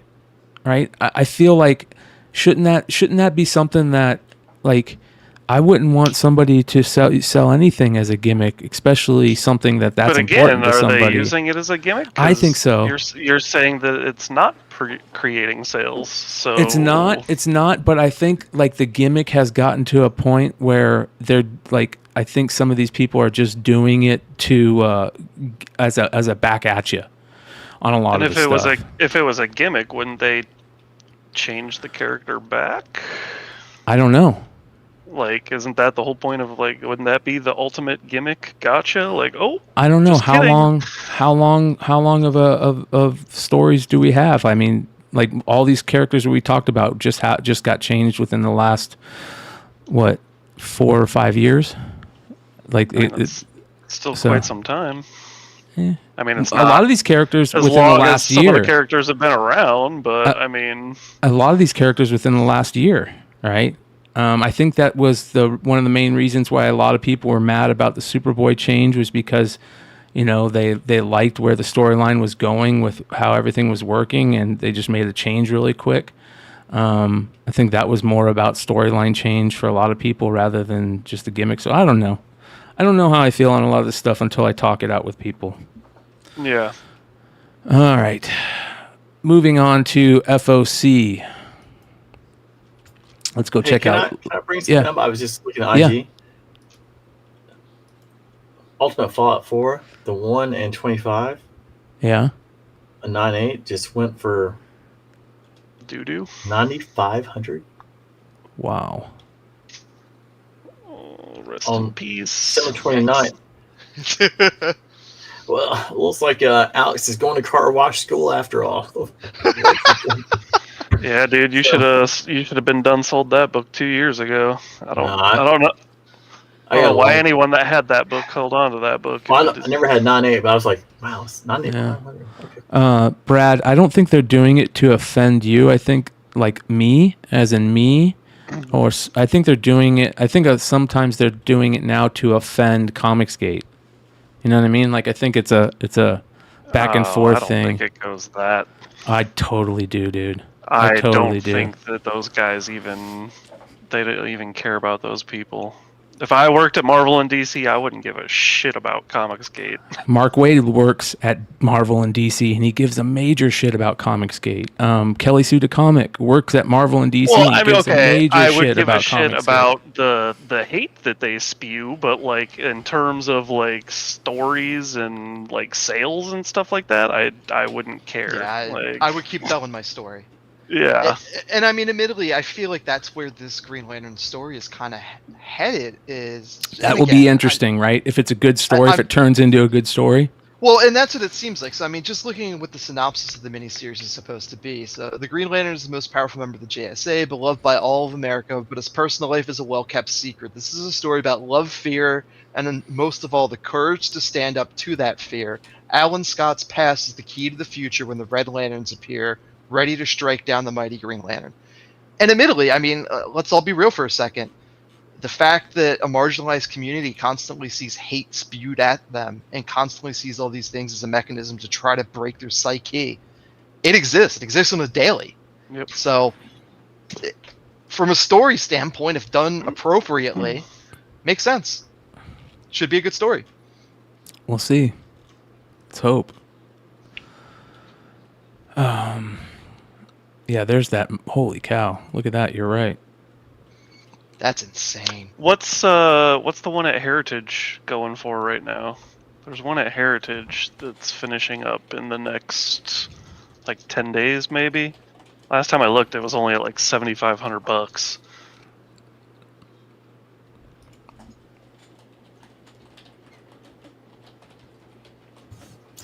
I gotta tell you, I don't know what the right number is, but I want to say they're like 240 of $7 grand. It's at $7,000. The yellow label's only at $2,100. Yeah. You know, it's weird. Those yellow labels tend to sell for less. Than Yeah, actual blue I wouldn't labels buy in the that yellow specific label. Book. Yeah, I just think it's funny that it's sitting at $2 grand and that's only sitting at $7,000. And then you get to pay what? Is it 20% fee? Yeah, it's either For the 15 or 8,400? 20. I don't remember what. Yeah. How many days does that have left? Does it say? I can't see. January 11th. January so about 11th. 2 Okay. weeks. Yeah, or Okay. less. Okay. Still a bit, but I mean, I really don't see that moving all that. Well, the yellow label will move, but the blue label, I don't see it moving up all that much. Really, truly. Nate, just read a comic book that isn't about gay characters. There's like 4 gay characters. Well, that brings up a good question. If you don't want to read about gay characters all the time, does that mean you're a bigot? No, I don't think so. I would say no. I think that's important to right, like, because that's what I feel like the this is going at. Like, you know what I mean? Like, I feel like certain people in the social media use that as they throw stones at each other in glass houses. Yeah, constantly. but I mean, that's social media in a nutshell. Yeah, you're right. It's the internet. It's the internet. The internet's fair game, right? There's a difference Or is it? in people. Like, I'm sure people would try and say that that's bigoted, but that's not bigoted. Like, when we had that discussion and gay men are bad and gay women are good, that's bigoted. Like, yeah, there's a clear difference to what that word means. Yeah, to bad and good. What about like preference? Because when you change it to preference, then it doesn't. Here's then my it's preference. the How offense. about someone who can write well and can draw well? There Because you I've go. been reading Yeah. ASM for a long time, and it sucks. And I'm the art sorry. sucks. Why are you still I reading don't it? care. Because I'm an idiot, You know, I was. and I like giving away free money. Apparently, I was listening. I don't. So anyone who can actually do anything, I don't care if it's my son. And honestly, he may draw better than JRJR. I was like, you talk about nepotism. I'm at the highest class I've ever seen. Well, so what I will say about JRJR is it- JRJR was good for a while. He's been bad for 30 years. A while. I remember those 30 minutes. Not yeah, anti-venom. Fair. I remember like bi-weekly. It happened, and it only happened for a few weeks. Yep. He was done after that. He is trash. I was Thanks, watching. I was listening to a podcast the other day, and it was a comic guy, a longtime comic guy, and he was just complaining about how bad comics have got, this and that, and how it they've just gotten bad. And he goes, but I still buy my Amazing Spider-Man every week because I have a full collection, and I'm just not going to stop. And there's a ton of people in comics that do that. They have a couple collections where they just buy every week, and they're always going to have. That's a comics thing. Batman, and ASM. Yep, that's a comic book thing. Like the majority of comic book readers out there, like if you've been reading and collecting comics for a long period of time, there are certain runs that you just buy because you don't want to not have a complete run. G.I. Joe is a perfect example. Yeah. Of this. When they relaunched it at 156 to 300, it was awful. I mean, it's been awful for years. It really was, and it's just. Hey Nate, can I show you something since you brought up G.I. Joe that I didn't get to show you on Wednesday? But and I'm excited that Larry Hama's still doing it, but it's just like at some point you can only take the Brave Wayne scanner from 82 to 2000 or 20, like for 30, 40 years. You can only do the same thing so many times. Check these out, bro. That's the Mamba pilot. Red Toxo Viper. Remember the Toxo Viper? It was purple. Mm-hmm. This one is red. The Mamba pilot was the same one. Different helmet. He had the helmet that came over with the big silver shield. Yep. Look at that, dude. So this is a web page called Forgotten Figures, and it has all these super rare Joes that I've never heard of. Look at this one. European Force Rendon. It's got a flint arms, a dial tone head with the mustache painted flesh tone, and the whole body, the rest of the body's red. Look at that. That just looks like a knockoff Street Fighter toy. Right? I say dial tone with no mustache. Yeah, no mustache. Or no goatee. Yeah. Are those eyebrows? Yeah, look at this. There's different rare. Bazooka. Yeah, bazookas. Dick Butkus, the toy. Look, he doesn't have the the different colors on the 14. It's just white. Yeah. And look at this one. Yeah. So yeah, you got the different. Yeah. And the Nut Duster is still the same. Here's the crazy one. Look at this. Oh, dude, Horseshoe from the Russian. Yep. And the thing is, they couldn't make those figures. Marvel owned. Marvel's the one who created the October Guard. So Kenner cannot actually, or Hasbro can never make the October Guard. I like the pictures of his legs. So they can make him a cartoon. And he looks just like Horseshoe in the cartoon. So this is where it gets cool. Look at these Storm Shadow, unproduced Storm Shadows. So it says here, design-wise, this wasn't terrible. The figure mold is nicely done, but as the mold debuted in Ninja Force, it has construction and design limitations. It says here that this was supposed to... for some reason, Hasbro loved the 92 Storm Shadow mold after the debut of the 84 mold and the 97 repaint sets. Dude, the 84 and the 97 were the best. I don't understand why they like this mold so much. What color is that? Blue and purple. It says Hasbro put it on hiatus for another 7 years. In between, they instead released repainted 1992 Storm Shadow figures. The first in 2000 was a nice diversion and something different, but then again appeared in a 2002 BJ's gift set. So I have a Snake Eyes that was in one of those BJ gift sets. That's a rare repaint. Look at these, dude. That's crazy. Look at the Firefly repaint. Night Creeper Ninja repaint. Comic Pack Scrap Iron. This is so cool, man. There's the Comic Pack Scrap Iron. Look at this, though. Look at this Firefly. It looks like a beach head, or a Firefly with a beach head painted in Firefly colors, it looks like almost.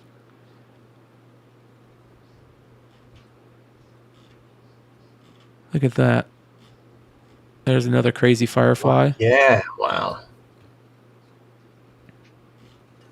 Have you ever seen the Play School Wild Weasel? Yes. Yeah.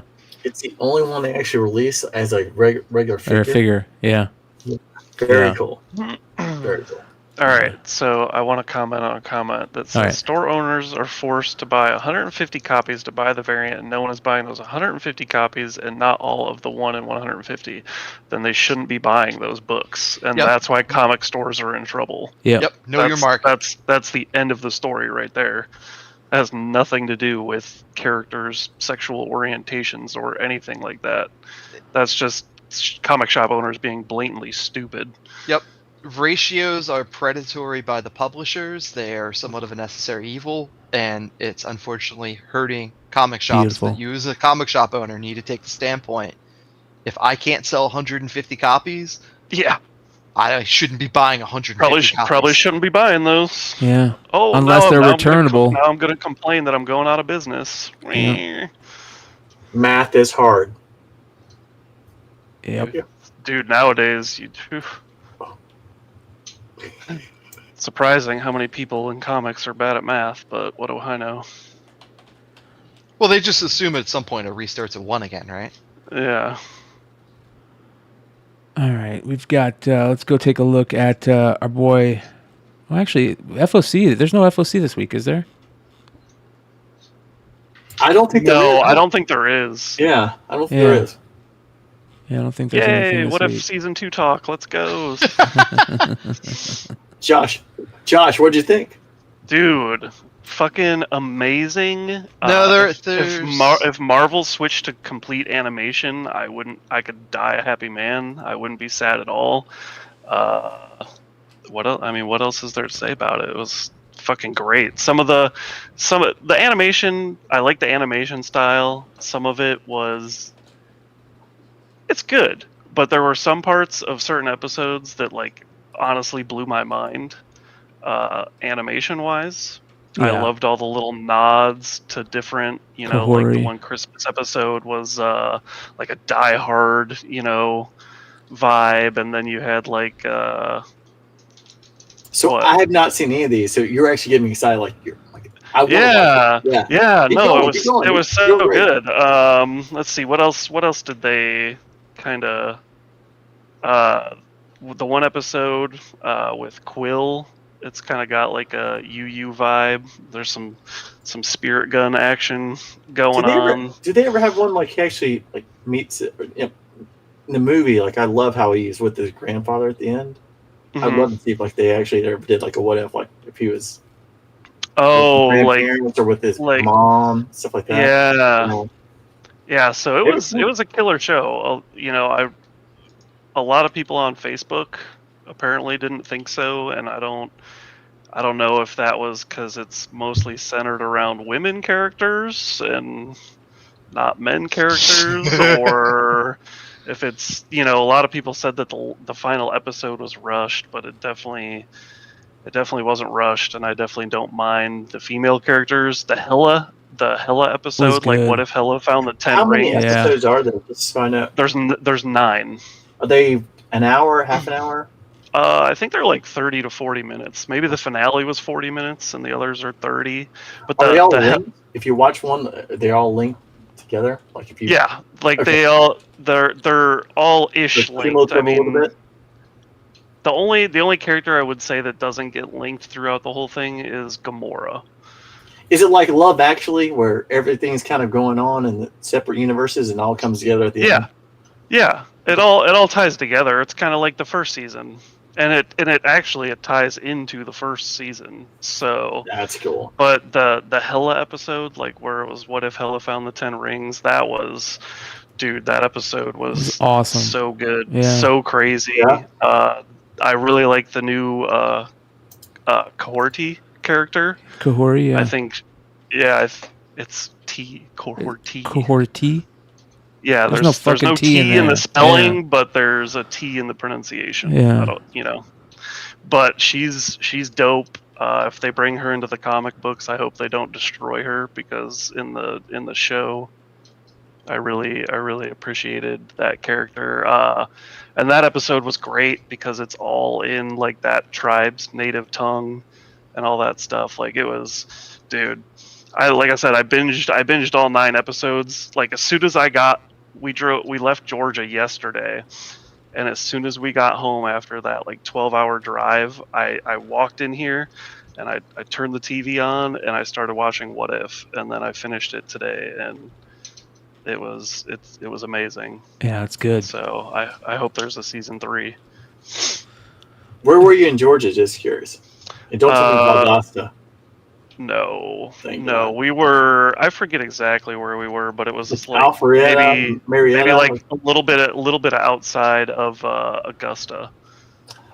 So we were up towards like the top towards of, 85. Did you take 85 through South Carolina up?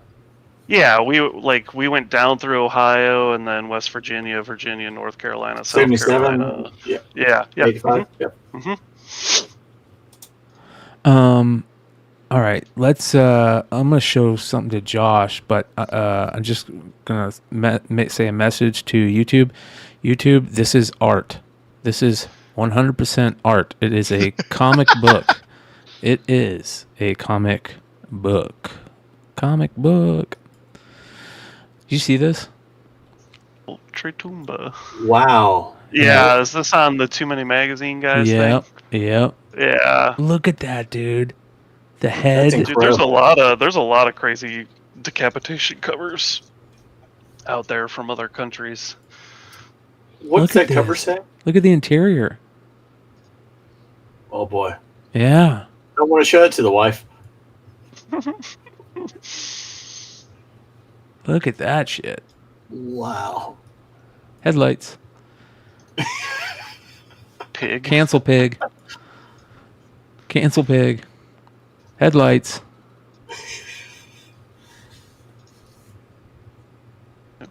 Getting her butt branded. Dios mío. Yeah. Look at that, man. This guy That's is really good art. Like that dude, drawing. This is one of the craziest IG accounts for comics on IG. He just loves comic magazines, and he just puts a ton of them up there. This is where I saw the famous where is it? Donald Duck. Whoa, look at that one. That one's crazy. I gotta tell you, Headlights may be the greatest thing I've ever heard all season long. It's just like Headlights. Young people read. It's just they don't read comics. They read manga. They read manga. 100%. It is what it is. Yeah. You're not gonna change Always that. read. Yeah. Yeah. I spent, so side note, side story, side quest. When I was down in Georgia, we were hanging out with my girlfriend's nieces. Her one niece is 11, going to be turning 12, and I wanted to sit down and talk with her because she is like a manga freak, an anime freak, and I sat down and had to talk with her, and I said, I'm curious. I said, if you had to tell me how many kids in your grade were into manga or anime, or how many even just watched it, or how many just read it, she told me about 90%. Really? Yeah. It's crazy. It's crazy. I mean, I love manga. I'm of that generation as well. I'm 36. Like, I grew up on anime. Like, I didn't grow up on Marvel. I grew up on Gundam Wing, DBZ, Yu-Yu, like Yu-Gi-Oh, like, and it's just amplified over the younger generations because now it wasn't a big thing for the older crowd because you didn't have the internet. You didn't have the older crowd. We had Fist of the North Star and Akira. Exactly. That was all you had. You didn't have, you couldn't walk into a store and buy that stuff. You couldn't go online and watch that stuff online. We had to buy it in the store, and there were only 7 issues of Fist of the North Star. And I remember telling my mom, like, it's $3.99 a piece, and she's like, $3.99. I was like, it's really thick, and I was like, it's very violent. And she's like, oh, great. It's very violent. But yeah, so pleased. So yeah, I mean, it is what it is. That's awesome. Mm-hmm. That is creepy. Right? Because the parents in the eyes. Hey, Josh, Did she teach you how to spell Georgia?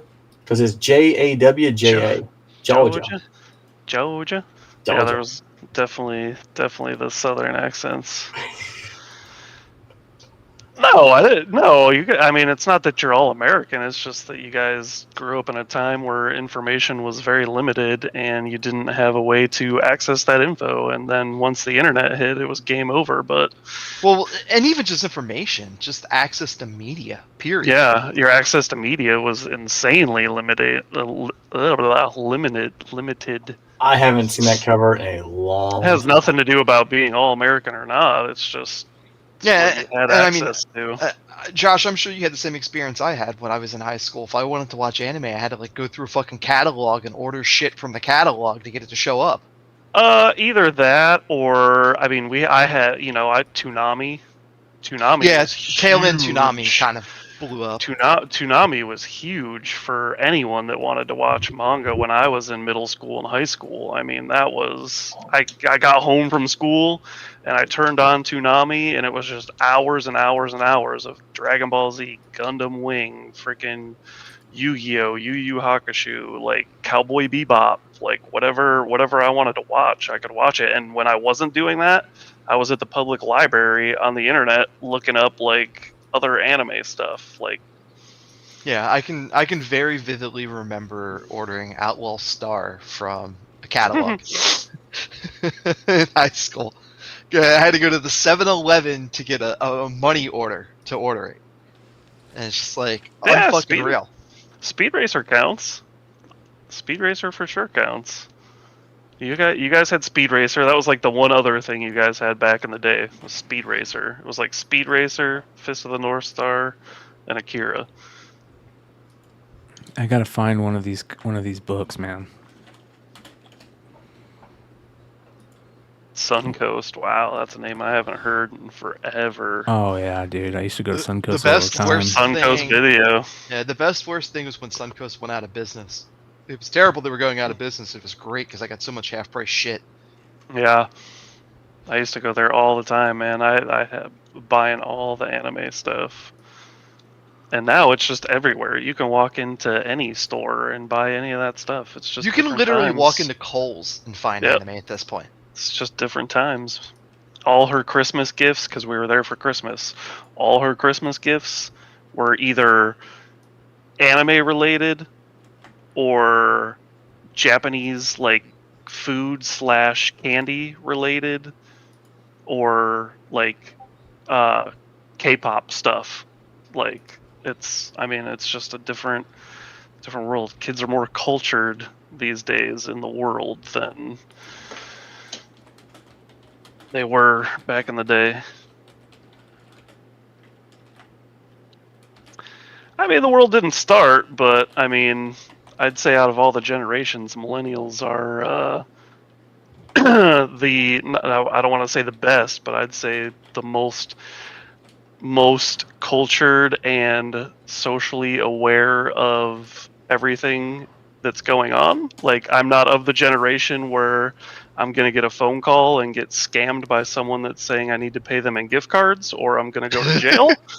But I'm also of the generation that, I don't know. But Josh, your social security's been compromised. You have to give me a gift card. Yeah. Like, the world didn't start, but the world definitely opened up. Yeah. Well, yeah, it's definitely good for good and bad across the board, I think. We are definitely much different than we were just 20 years ago, let alone 40 years ago and 50 years ago. Yeah. Yep. Shit's changing by the day. The new generation has no idea about the things. The new generation has no idea about things that are going on and why they're going on, and the old generation is so naive that they can get scammed by gift card fraud. Yeah.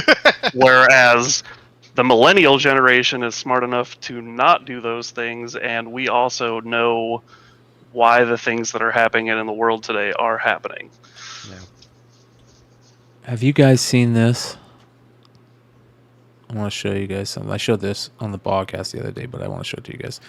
This is badass. Thanks, dude. Gen X. It's not saying Gen X is a bad gen. All right, let's check this out.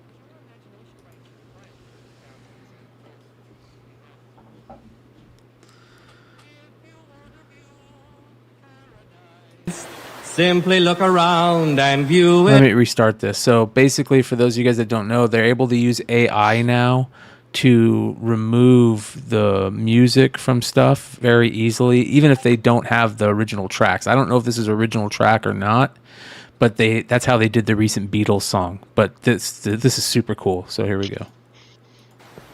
Pure Imagination by Gene Wilder without music is truly magical.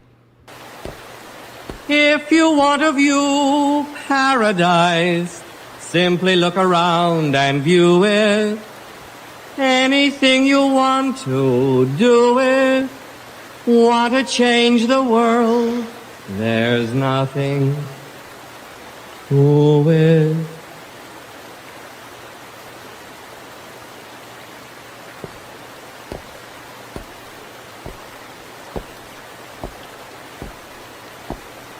There is no life I know to compare with pure imagination.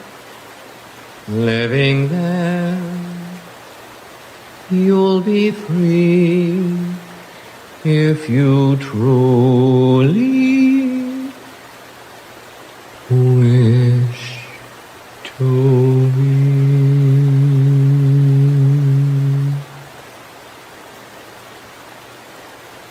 Fucking badass. I just want to say that the conversation in the chat now is so hilarious because I butt hurt so many Gen Xers. Yeah, that's gonna happen, man. This is the internet. People are gonna get butt hurt. Why are you watching a video with an old guy that would fall for gift card fraud? It's true. Yeah. You probably would. Yeah. For show. All right. You guys got any pickups? Actually, you know what? Yeah. We're missing something. Hold on. Let's stop before pickups.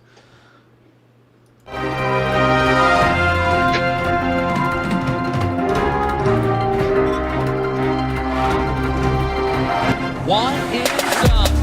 Roller, into the news. Into the news. Which one is the one there for the lotto? This is the lotto as well? Yeah, that's it. All right, so we got to start it off. We're gonna end the year off. I think talking about our boy Epic Nation. I think this might be the end of the Epic Nation talk for a while. Finally. Yeah. All kinds of crazy Epic Nation stuff still going Which one is out. the one there for the lotto? This is Sub-Zero's been putting out a bunch of posts of all the books that Epic screwed him on, and Epic talking about the books and stuff. So I imagine they're behind the scenes going at each other pretty heavy right now about money, and I'm surprised like Sub-Zero hasn't taken him into court or gotten something written up on him. Like, has he? There's something weird going on there. Right? You don't. If someone owed me that much money, it would have already been in court. That's Yeah. why I don't think it's as much money as Sir is claiming that he is owed. Maybe not. That's a story for. And I also saw a bunch of interesting comments in Thorough's last video about Sub-Zero Comics and how he's not the greatest person to deal with either. So Yeah. I've heard and seen the same, but at the end of the day, people shouldn't be taking other people's shit.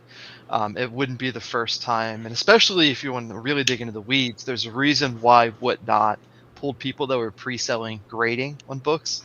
There's a reason why that's now a no-no. Yeah, so for those of you guys that don't know, Whatnot finally made a decision on all this Epic Nation stuff without making a decision on the Epic Nation stuff. They made some new terms of service. Is that what they're calling it? Yeah, they're working on it because they have to flesh out the full verbiage, and it's going to be a tricky slope, but The short of the long is unlicensed art books and unlicensed prints. Say bye-bye. No more. So I'll give you the when is easy that? part. Don't cheat people. Is that already Write in their Latin, terms of service? write the Latin however you want. But like, don't be an asshole and don't cheat people. Yep. It's hard for They- whatnot. Did they It put is. that in their terms of service yet, or no? No. They're still working on it, but they are taking strikes if you... So say, for example, somebody has a Spawn book, and somebody cites a copyright claim and selling fraudulent merchandise. That's actually being recognized finally as fraudulent merchandise. Yeah. Which is a good thing. Yes. I think Long that- time coming. And I mean, there's going to be more that comes out of it. Obviously, there's going to be some legal whizzes. They're going to have to work through it. Because, Josh, you and I were talking about it. There's this weird gray area when you start talking art. And art should be protected. But what is art and what is infringement? And where do those lines sit? Somebody's going to have to really hash that out. But the bottom line is, when infringement is clearly infringement, it needs to be, whoop, out the door. Yeah. Yeah, big time. Agreed. It's the problem is that I remember in my old job, the saying was, you don't want the microscope on you ever, right? You don't want anybody looking over you. You don't want anybody doing that, because they're going to find something and change it. You don't want them to change something, right? The second they change something, then you got to change something. And you also do that not to screw over somebody else's gig, right? Well, Epic screwed over everybody's gig on this one, man. There's a lot of artists, a lot of new retailers that's how they make their money. They do these art books, good and bad. You know what I mean? Like, look at what Billy at Economics to Comics is doing with Speechless. That's, to me, is a good way of doing an art book, right? He's got an original cover done for the book by the artist. In the interior, the artist writes stuff and talks, and talks about their stuff. Like, it's created rather than just an artist throwing in images in the pages. Or artists that are making art books and putting, Transformers on the cover, or Spider-Man, or Super Mario, because Epic's not the only person doing that. So everyone's so worried about Epic. Well, so that's the twist. So actually, and I mean, obviously Epic could have gotten strikes. I wouldn't know. But what I do know is the person who got struck by this already from Whatnot, it's who you think it is, Josh. Oh, is it? Yeah. It was somebody selling one of his products. But he's still. I'm pretty sure he's still selling those. So he is, and there's a weird gray area as to where it's sitting still. They seem to be selectively striking people for it, I think, until in the terms it really shows up. But what specifically was cited in that strike was because it was the use of Marvel characters, and that person didn't have the rights to use Marvel characters. That book was then considered fraudulent IP. Good, it is. Yep. That should be stopped. And it just fucks it up for everybody. Now nobody can do art books, even the ones that are doing it in a good way. Now they can't fucking do it. Yep. And so the twist in all this, and I'm yet to confirm, so this is purely speculation at this point, but this is speculation from a comment from somebody that I trust that has information as to the world. Comic Cave is apparently pulled ties from Epic because of this whole fiasco now. Yeah. Because if art books go, their business is gone. Yep, and they're getting a bad name in the cons they've been at, because of association with Epic. Yep. Which is the way, that it is. That saying is there for a reason. The whole lying with dogs get you fleas, or that type of thing. Yeah, and in fact, Brian, if you want to go ahead and throw Epic's new appearance up on the screen real quick. Oh my God, man has seen some better days. Yeah, I'll say that. This is, I think that he ain't doing too good. He's having a rough week, to say the least. Yeah, man. So he's He's not too happy. He's losing his lifelines. He's going to be having to find a new way of scamming people here soon. And unfortunately, or fortunately, I hope it's not comic books. You know? Yeah, well, and that's my suspicion, is that this is going to slowly wind down. And, you know, if he's smart, frankly, he can sustain if he's buying collections. He has a following now. But, you know, is he going to have access to material? And that's going to be the question. Yeah. If he wants to survive, though, that's the name of his game. That's going to be his best bet, is getting a hold of collections and getting a hold of other things and getting a hold of legitimate exclusives and using that follower base and still pumping them up on whatever bullshit that he's selling. But at least it's legitimate bullshit. And as much as that drives me nuts, at least it's legit. I can't say a bad thing about that. I think it's bogus, but it's legit. That's what it is. Yeah. Well, now, you know, the people that are doing business with Epic are starting to get called out. There's also people who are doing business with Epic that are starting to get found out for doing business with Epic. There's a lot of people that we know have been doing business with Epic that still do business with Epic that, you know, hopefully that doesn't continue either. But, you know, people, when money is involved, people do crazy shit. They rest on their laurels, their morals, you know, their honor, whatever it is, you know.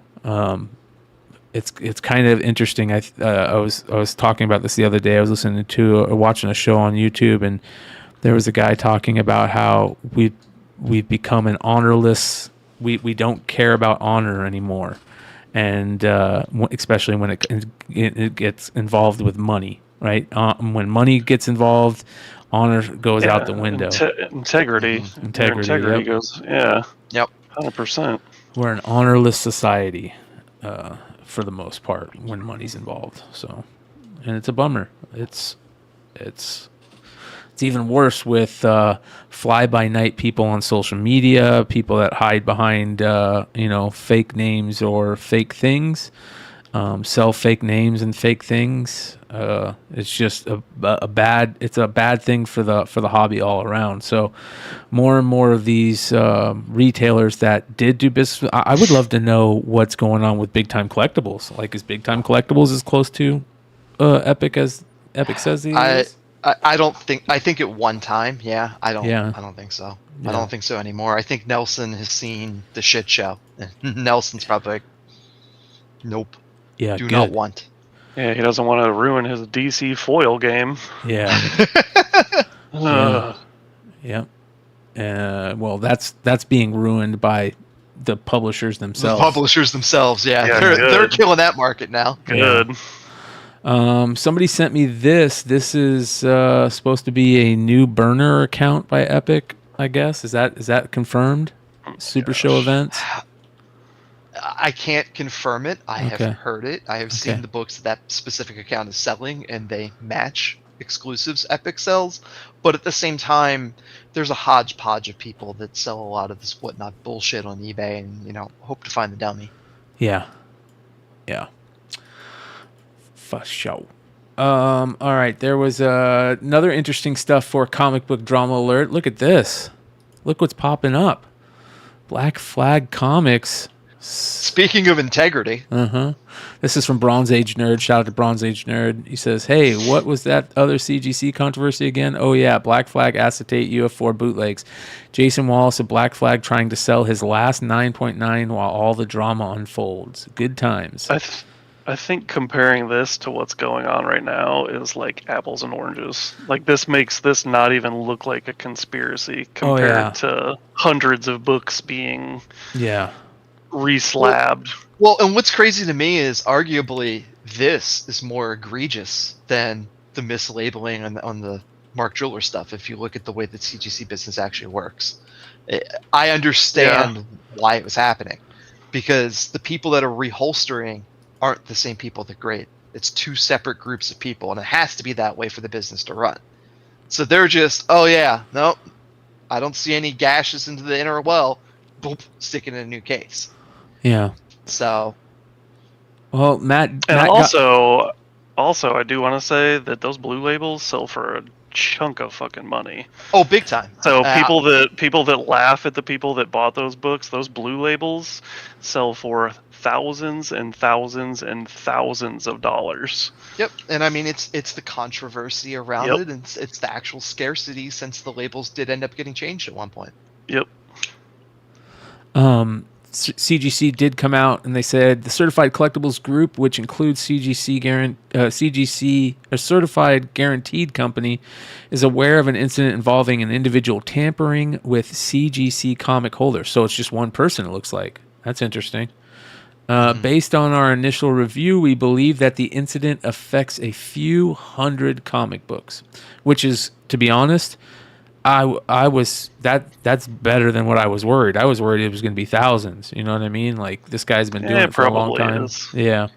CGC exists to protect the collecting community. In the last 36 years, we have certified more than 85 million collectibles, each one backed by a comprehensive guarantee. The trust we have built with our community sometimes makes us a target of bad actors, and despite our vigilance, this individual tampered with some of our holders. If you purchase one of the books that this individual tampered with, we will ensure that you are appropriately compensated for losses arising from any failures in our service. We expect to share a list of books that we believe are impacted as soon as possible. We have also retained a leading private investigative service and outside counsel to conduct a comprehensive review of this incident and our processes, and to help ensure that this individual is held accountable to the fullest extent of the law. We have already made significant improvements to our processes as a result of this incident, and we will continue to take the appropriate steps to help ensure that this type of incident does not happen again. We expect to share more information when we have it. In the meantime, if you have any questions or would like to share any information with CGC, please reach out to us at reportfraud@collectiblesgroup.com. Well, here's my thought process on all this. Yeah, this is fine. Like, you got to come out and say something, but they're going to have to change their case. Yeah.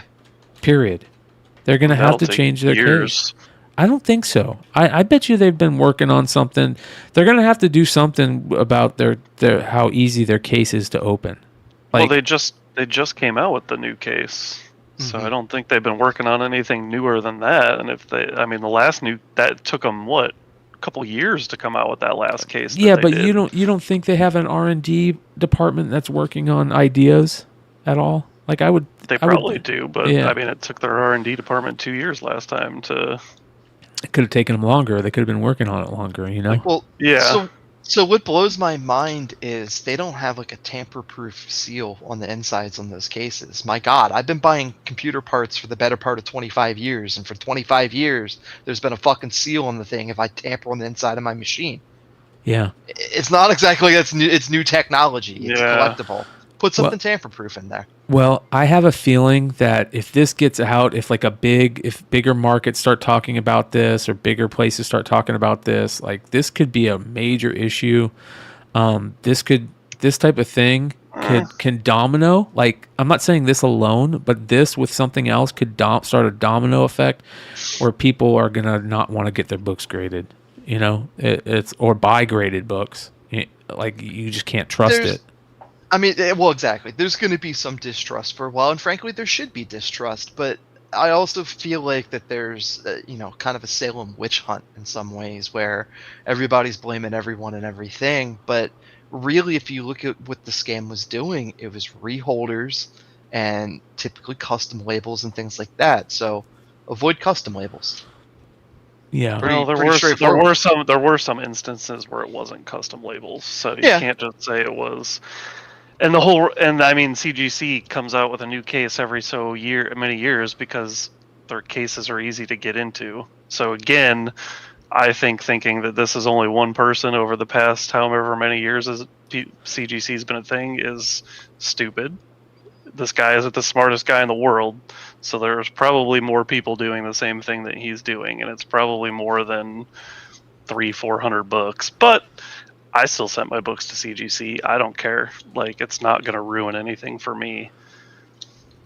Do you know that the first card that PSA ever graded was trimmed, and they never labeled it trimmed? Yeah, the Honus Wagner.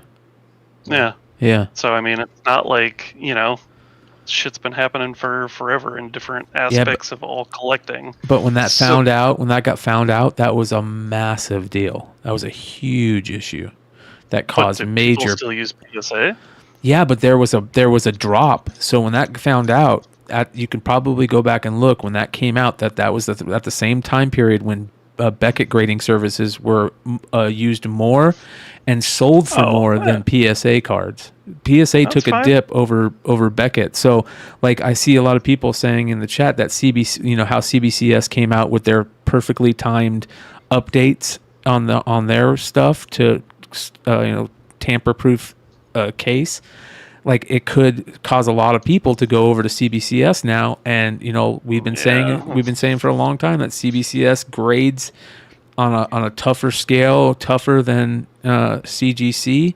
Big time. So it could people switch over and then they'll be like, oh frick, CBCS costs way more. Their turnaround times suck.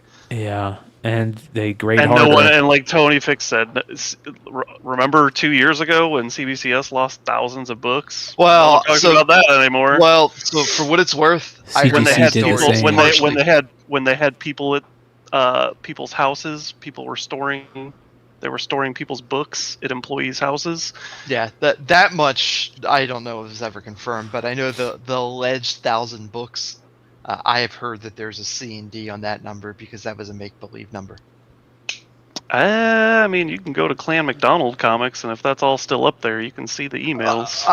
I mean, I see what's there, but my understanding as well and again, it doesn't really change or matter. Coming from a CBCS rep, is they said that number was fraudulent. Oh, yeah. There was a C&D. Because CBCS is going to say, yeah, we lost thousands of books. Yeah, well, they should have if they did. It would have been better in the long run for them. Yeah, we fucked up. Where's Borak right now? Is he nowhere? Is he doing anything with any company? I don't think so. I think after he left, I think he's swimming in my his money comic pit. shop. Yeah, he just kind of Comic dipped Link. out. He's working with Comic Link. Or not Comic Link. My comic shop.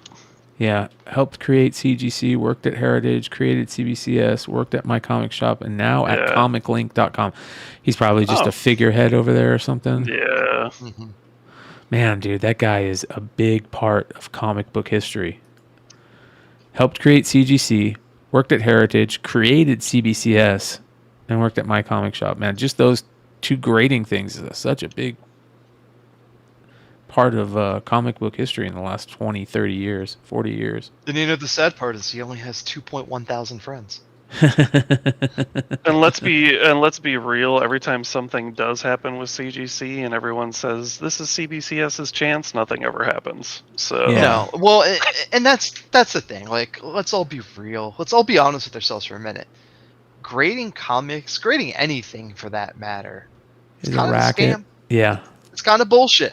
It's subjective. Yeah, it's like saying X ice skater was better than Y ice skater at any given point. You've got 5 fucking judges giving random numbers that don't mean anything. Yeah. It is what it is. Let's all check ourselves and be real for a minute. I guarantee you, if I were to take 5 books, a mix of 9.6s and 9.8s, and say which one is the 9.6 and which one is the 9.8, couldn't do it. You wouldn't get them all right. And if you did, it would be sheer chance. Yeah. I don't know. I have the CGC book on how to grade comics. So it'd be interesting to see how this plays out. They got to change something. Yeah, you haven't even opened it yet. What are you doing? Oh, I no. Are you kidding me? When I'm done opening it, I put it back in here to keep it nice and protected. I have used this many, many times, but I like to keep it nice and clean because it's one of the limited versions that Matt Nelson signed on the inside cover. Nice. So it's numbered. Not but bad. I do use it. So, and I haven't fully done the research, but I saw some news articles circulating, speaking of CBCS and CBCS verified SIGs and things like that. I've seen some articles circulating indicating that the value breakdown is actually shrinking and the numbers are getting closer, and even in some cases CBCS books are selling better than CGC books now. Well, it's also to be said for Signature Series books. Signature Series books are starting to take a pretty big hit compared to what they were getting, You know, people are getting tired of autographs. Yeah, a little bit. And I mean, I think part of it as well, if you look, CGC has the same fleet of like 30 or 40 artists that come in multiple times a year at this point. There's a saturation. How much is a signature really worth if the guy's doing 4 signings in a year at CGC, 4 verified labels? And every single time the price of his signature goes up at the company. That's how I feel about even Stan Lee signed stuff. Like, I don't care how great Stan Lee was. That dude signed every day of his life and for how many years until the day he died. Like, yeah, there's tons. Unless it's something that's really incredibly like weird or unique and ties into something with history, who cares? Mm-hmm. Derek says, did you see the short box annual summary? 96% CGC, 4% CBCS. Wow. Well, to be fair, Shortbox completely dumped all their CBCS labs off like 4 or 5 months ago, and then you had to go through and manually re-add everything yet again. And I guarantee a lot of people just went, nah, fuck it, I don't care. Chris says, the fact that these... This is a good one. Chris says, my mama told me she only wants an autograph if it's on a check.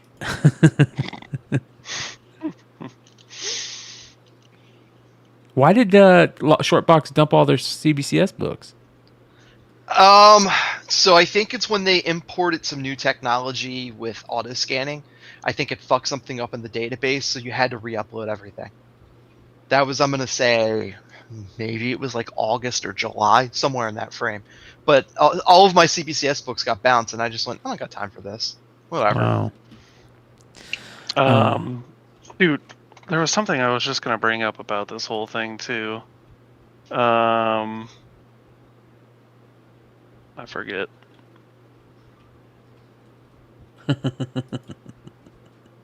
About what? About the CBCS stuff? Yeah. No, I was gonna go somewhere and then I just forgot where I was. Do you think that raw collecting could be become more prevalent? No. No. I would say the sky is not falling. The world is not ending because no. I'm certainly not saying that. But what I will say is, if you look at margins in the past, probably 6 to 8 months of, well, let's talk strictly modern, because most people around here are modern collectors. People aren't scooping up historic stuff is a different story. But modern books, if you look at the margins and when you start factoring things like grading fees and shit like that, you almost automatically come out on better profit margins strictly by keeping it raw than you do by actually going through and grading it. Oh yeah, unless it's a guaranteed if you're grading every stupid book that comes out, sure. I mean, not even every stupid book. There's shops out there that grade garbage, and then it sells for $20, and oh, for sure, but you got to be selective. But I mean, even like take for example like a Ms. Marvel #1, it's like $100 in a 9.8 at this point, yet it's still a $75 raw. Why would you slab it when you can move it faster raw and it's easier to move it raw? I just proved my point. You got to be selective. It's Ms. Marvel 1. How's that not selective? It's the first solo Kamala Khan series. Yeah, but who cares? A lot of people did. That book went down. A lot of people did when it was worth something, and now that it's not, no one cares. Sort of. It still sells almost instantly raw, so. Which is surprising because that book was, so prevalent. I think that's what a lot of people are realizing nowadays is that a lot of the books, that they thought were keys, they might be keys, but they're not rare keys. No, there's 40, 50, 60,000 copies of it, and things in the past 20 years are generally well produced. Ish. That's like that Iron Man variant that was selling for like $4,000, and now it's like a $500 9.8. Like less. It's like $400. Yeah. People got hyped. AOA. Yeah, AOA. Yeah. Yeah. People got hyped for stupid shit, man. When the money was flowing and people weren't worried about where they're going to get their rent check or how they're going to pay off their electricity. Like it seriously got to that point, and people aren't spending money on collectibles, unless like they're like us, where collectibles are a huge part of our lives. I think for a lot of people that that were getting in during that time, they were just it was just a couple of fun things that they could put up in their He actually had center. when he and I were this afternoon, he actually told me at one point someone actually said, "Hey, how many Marvel 9/8s do you have?" And he does it matter if it's number 1 or does it matter if it's the first appearance? He says, "I don't care. I want all the Marvel 9/8s you have." That's all I want to buy. Wow. He was just like, okay. Yeah. You get all you want. And yep, that's how the buying was. Yeah, that was 3 or 4 years ago. Okay. Yeah, and once you get out of the modern range, the price differences between older books is insane. So for sure. I showed him. I was like, I'm still trying to get a Showcase 22. I was like, I really hoped at some point they would come down. I'm like, yeah, they're down, but not like. It's like not down that much. Yeah, they're still expensive. And the crazy part of this whole CGC thing is the huge, because I know a lot of people that are on Instagram and aren't on Facebook, which is weird to me because I'm on both, and there is such a huge disconnect between Instagram and Facebook. Like, I still see people posting on Facebook that have no idea like what the CGC scandal is. Like, they're still like, oh, I bet you they're switching out the labels, and I'm like, dude, where have you been? Like, they're switching out books, bro. Like, there's posts everywhere. There's a CGC thread that's 250 pages long now. Like, Josh, they were at the Target picking up gift cards, paying off the scams that they had to pay off. Probably were. Like, it's kind of crazy. It's kind of crazy the huge disconnect there is between social medias. Could be the old people. Yeah, people who have Facebook. Could be. I don't go. Have IG. I don't go far enough to click on their pictures to see how old they are, but maybe I should start doing that. I'm just. Nate, I know you're smart enough to not get scammed by a gift card. It's like, well, actually, I told Bryan, I said, whatever you want for that church you're building, I'm in. If it looks like the G.I. Joe Rattler, I'm in. Yeah. 2024 is going to be a crazy year, man. I'm going to be not building that church. I'm going to be selling that church, man. Things are going to be sold, and it's going to be interesting to see if the market keeps dying or if it levels out. The perfect guy is Bryan, because I was with after I left Yee, I went and met my buddy Tyler, and we're big Ovechkin guys. We're putting a lot of money in Ovechkin, and the guy who got the most for the Ovechkin card is sitting right over there. Yeah. There. Yeah. Boy, speaking of players that look like dog shit. And he has 6 goals this year. Yeah. And I was telling Nia, I'm like, the hope was that in a strong 2 years he would get to 894. I'll buy it back. Like, it's gonna take. He may be in a wheelchair by the time he gets there now with 6 goals halfway through the season. So when I went to the Caps game, I guess that was like a month or so ago, he looked like he was in a wheelchair on the ice. He was barely moving. He was just kind of like hiding in the corner, just kind of that does not standing make me feel there. any better. Binkies. I'm being honest. I had never in my life seen somebody move that slow on ice. Yeah, he's getting old, man. At some point, it just stops. Well, here's the thing: is he had like 35 goals last year, so I was like, man, if he has 2 solid seasons, he would break it in 2 years. Let's see what that is going for. 6. I'm like, oh boy. I was like, oh boy. SP. Hey, just remember, if Jaromir Jagr can still play hockey, Alex. Hey, dude, Gordie Howe. I told Todd, I'm like, he's going to be the Gordie Howe with no helmet, white hair. He'll be 69 out there, but he's going to get that record one way or the other.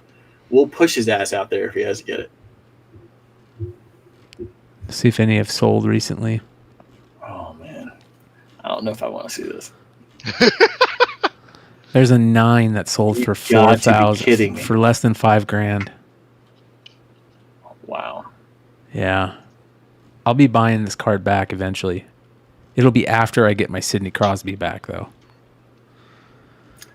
You know, the funny part is, Brian, if anyone knows, you basically were a 10 spot on that card. Yeah.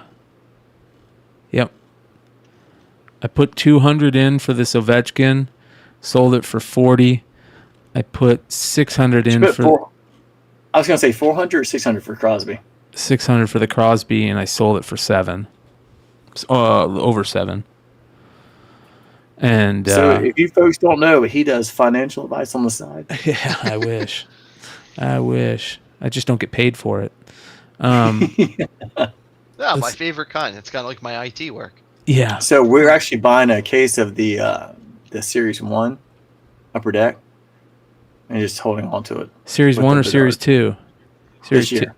Don't buy Series 1. He's not in Series 1. The Bedard, the Easter egg, the super short print. Dude, I opened a case and didn't get one. Yeah, so we're just holding on to it. Okay, that's smart. I'm just gonna put it with the, you know, what we're gonna put with the 0506 box that we got. Do you have an 0506 SP Authentic box? Nice. No, we don't. No, actually, yes. Tyler has one. It's not ours. It's his. We have the. We bought the. We have 2 of the regular boxes, and then we have. Is it the ice? Yeah.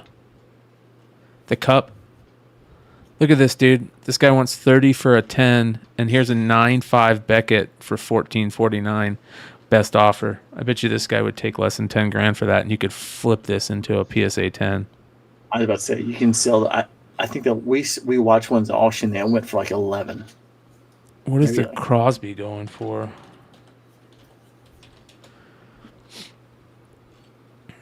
$4,000 for a 9. There's a 10 for 35. That won't. Oh, that's not. 8,000 for a 9.5. Look at that. It's in a PSA. A 9.5, 17.9 for a 10. They'll match it. There's a 9.5 for 9 grand. A 10 BGS for 15. There's a 10. That's Probstein. Oh God, forget that. There's. I had a 9, and I sold it for 7. It looked just like that. There we go. Josh, you can't hide money. There's a 9.5 for it right there. It's such a cool looking card, man. It looks so much. It looks so much like the 70-71 O-Pee-Chee. Oh God! You know what I'm talking about? Yeah, and the fact that you even called it out, I wouldn't even thought about it. I think it's 70-71. No, it's not 70-71. It's 71-72. But they had the circles there coming out. Yeah. It's kind of like the 58 tops. Yeah, right there. Top. Look at that. With the Ken Dryden rookie. I'm going to be getting back into cards, but just buying keys. I think 2024 is going to be the years that I get less out of comics and more into like cooler shit that isn't super collected. Kind of like how Josh got into foreign comic collecting out of nowhere, and it became a lot of cool shit out there. There is a lot of cool shit out there, man. Actually, just so you know, on Tuesdays and Thursdays, I actually drive Josh's Brinks truck. Yeah. To the bank. Yeah. It's not an easy drive. It's very heavy. I wish. All right, you guys. That is the drama report, at least for this week. And you know how we do this. Let's let our boy David Lee Roth get us back. Can you hear me out there? Hey man, don't be squirting water at me. I'm gonna fuck your girlfriend, pal.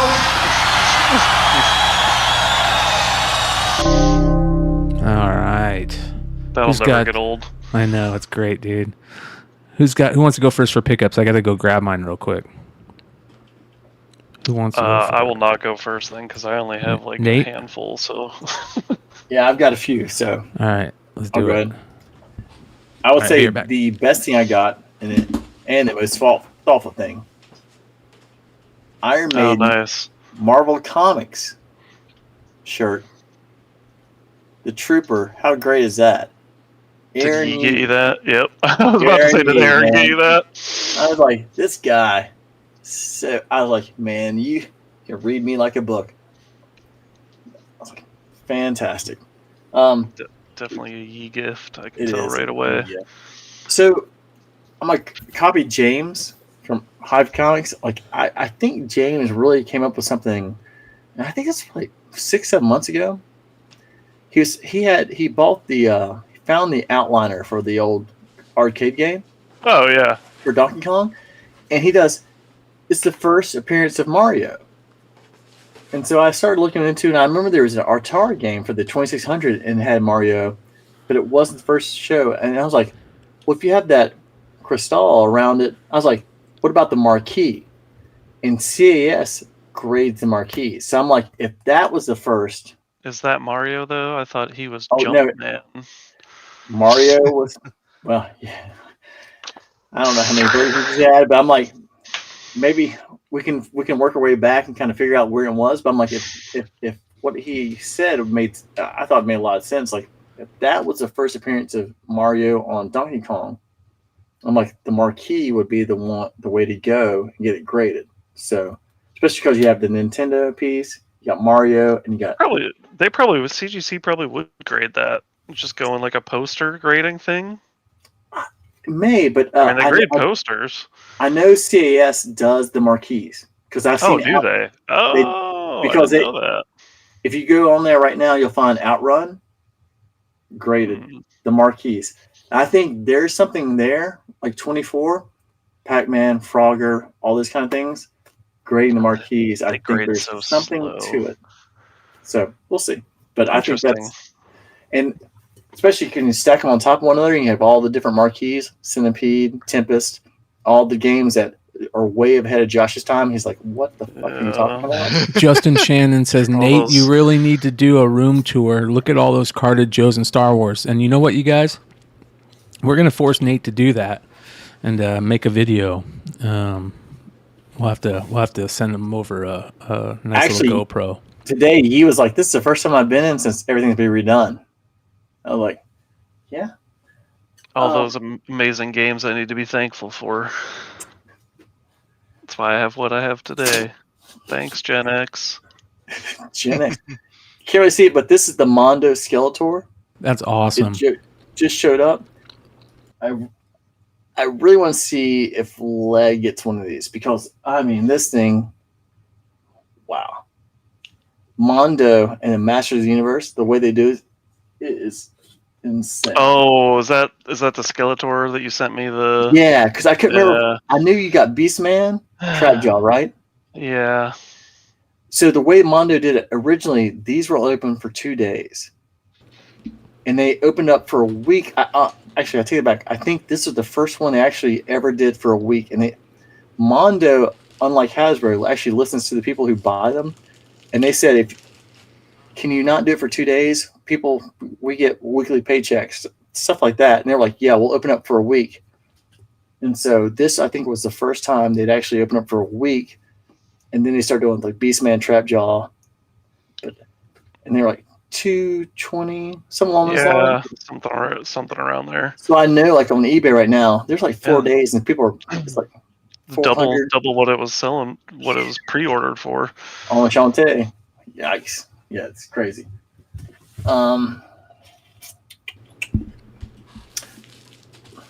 This HasLab came in right after the His Tank, same week, and it looks fantastic. Dude, did somebody send me a comic like this? Hey, at least it's in a bag and a board. And... Yeah. It's awesome, dude. Are you kidding me? Look at this. All right. Oh, it's double. Yeah. So I was with you today, and we started pulling some cards. Oh. This was the Ahsoka sketch 1 of 1. Oh. Auto. What'd you pull that out of? Topps Finest 23, Star Wars. Oh my god, Nice. dude. That's cool. Who's the artist? That's a great question. I cannot. A name that I can't pronounce. I can pronounce this name incorrectly as many times as you'd like. Yeah, go for it. Emery Varlibas. If I was Niles or Fraser Crane, I could get this, but I was like, yeah, I can't do this. So.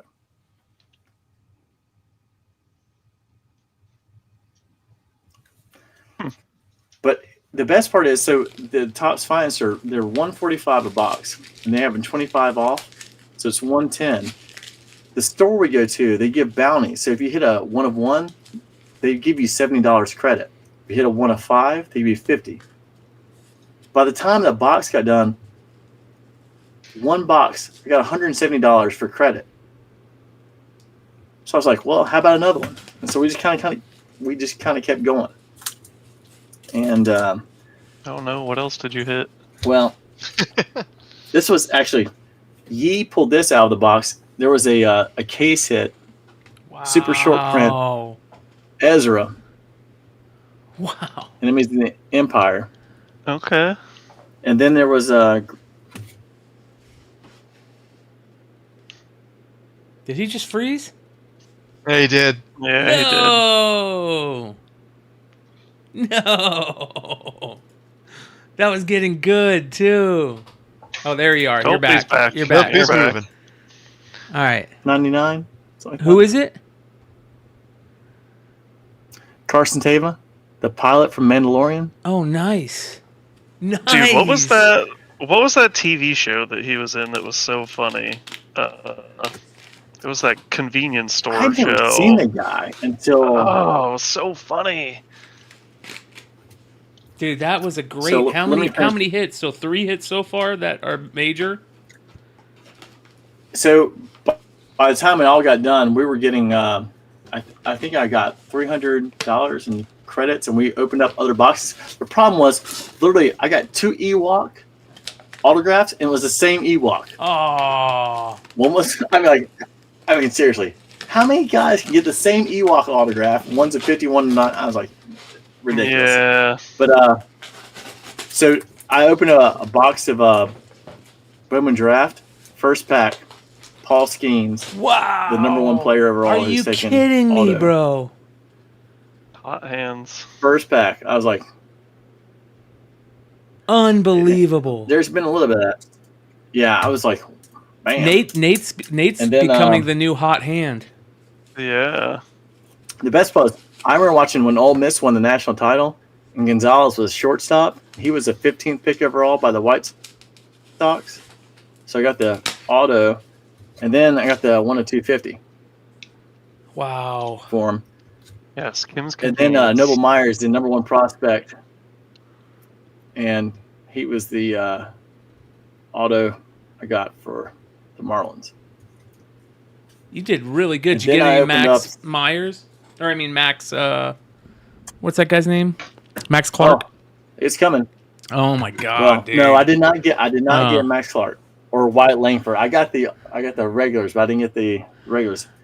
Then we got the Prospect Plus, and then so if anyone watched baseball and followed the Juan Soto trade, James Wood was the #1 prospect who actually got traded from Soto to the Nationals. Out of the Plus, I pulled the Topps Chrome 99 auto of James Wood. Wow. Unreal. And then, Brian, you've seen these, but I got actually, Anna pulled this. Marcelo Meyer, 99. And then the Diego Cartia. Yeah, that's pretty 99. good. Nice. And then Grant Williams plays for the Mavericks, but he's a Tennessee guy.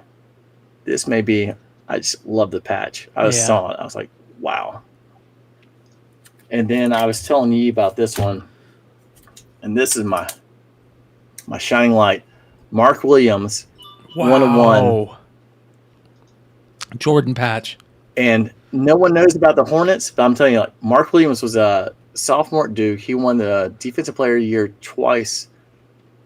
He only started for like the final 10 games last year after they got rid of Mason Plumlee.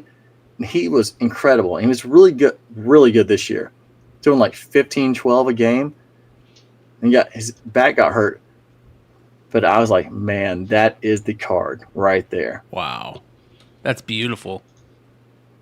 I was like, and a 1-1, I'm like, if this guy does anything, or when he wants to leave the Hornets, when they trade him, he'll be a star. Did you pull that out of wax? Oh, no, I did not pull that. Okay. No. Yeah, I was about to say. Bought this. Yeah. Dude, that's a great Paul Skeens pick or pull, man. Is it a refractor or base? Base. Okay. First, look. So I'm big on opening cards on your birthday and Christmas. That was the first pack I opened on Christmas. Nice. Did you get a jumbo box or a super jumbo? Super jumbo. Wow. 5 autos. Wow. Did your local shop have a super jumbo, or did you pick it up off the net? Nope, they had them, and they had. I think when I went in, they had like 5. They didn't have many super jumbo boxes. And I found one. There's actually a card store just opened up around the corner. I was showing Yee today, and I was like, man, literally, they had one super jumbo box, and no kidding, it was like 25% higher than what they had when they had them. They were gone that quickly. Yeah, no shops by me have any Bowman draft. None. I was like, if I'm going to go, I'm going for the 5 autos. I want the big ones. And it paid off because like all the autos in there, the Gonzalez, the Noble Meyer, the Paul Skeens. I mean, I listened enough of the minor league baseball. I'm like Santana with the Rays. And I got Judd Fabian. I've got Redemption I got to send in. I was like, nice. It was because the Skeens, there's a 10 going right now. And the 10 is 3 days left. And it's already like $450. Wow. Unreal. Josh, you got anything? Hell yeah. Yeah, I got some stuff. All right.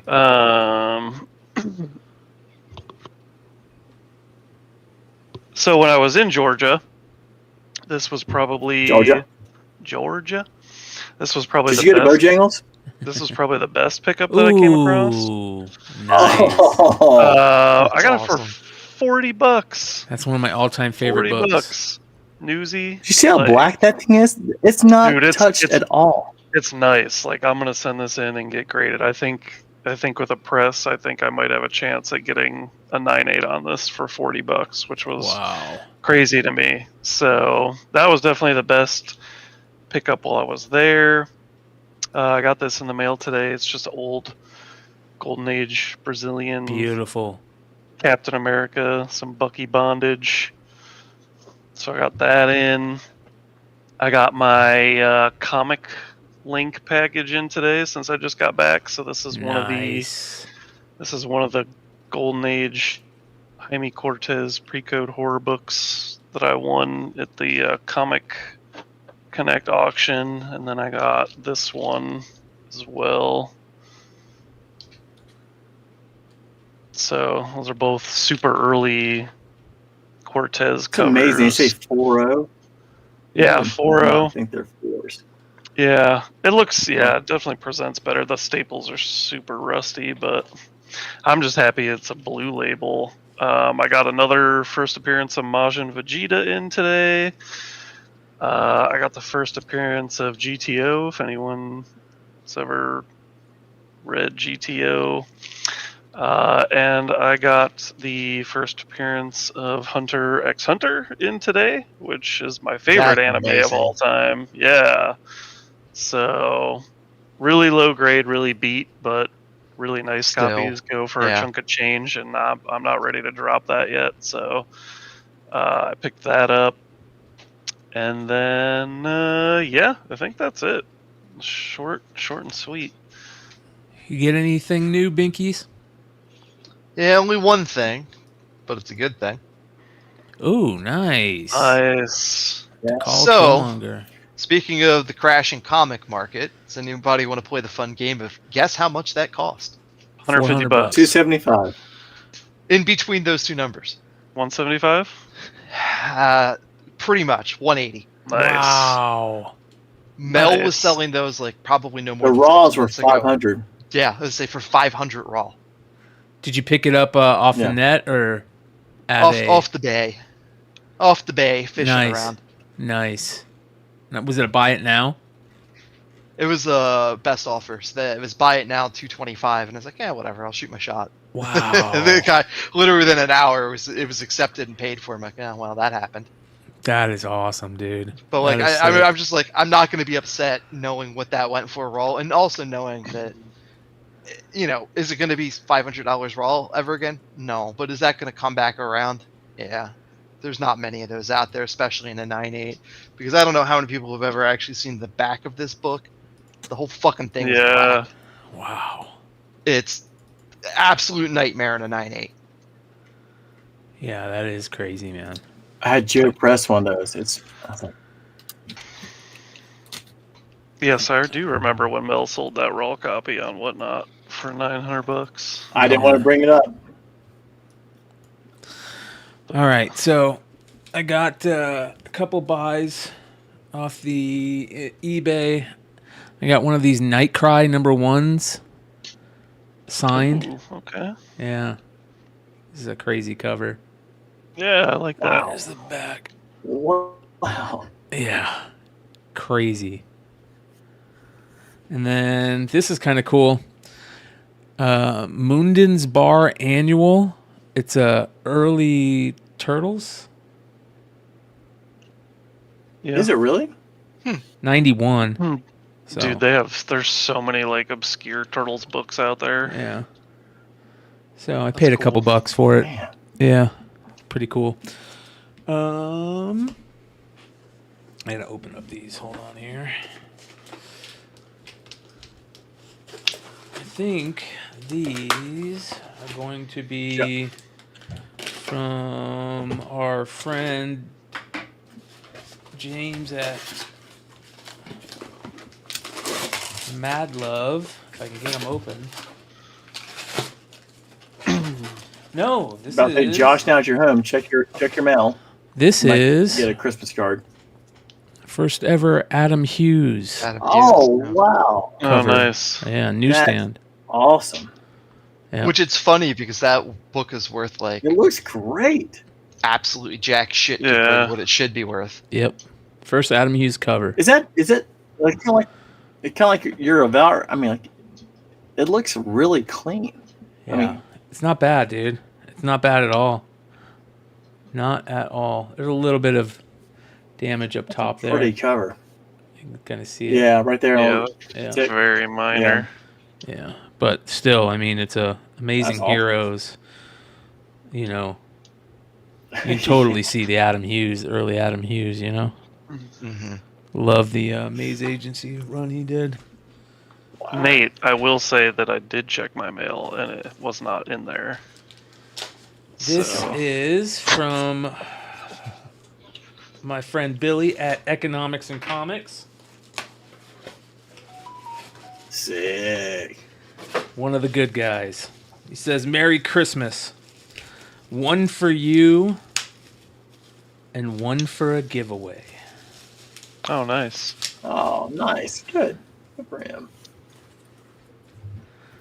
The Scream. Oh, nice. Yeah. Yeah. Awesome. Pool Boy book. Yeah. Oh, those are So super Pool Boy. cool. Yep. They were a lot of fun to have on the show. They were, dude. Billy's a good dude. Really good dude. I like him a lot. So is Pool Boy. I like the fact your name's Pool Boy. he was great, man. Yeah. So that is my pickups for now.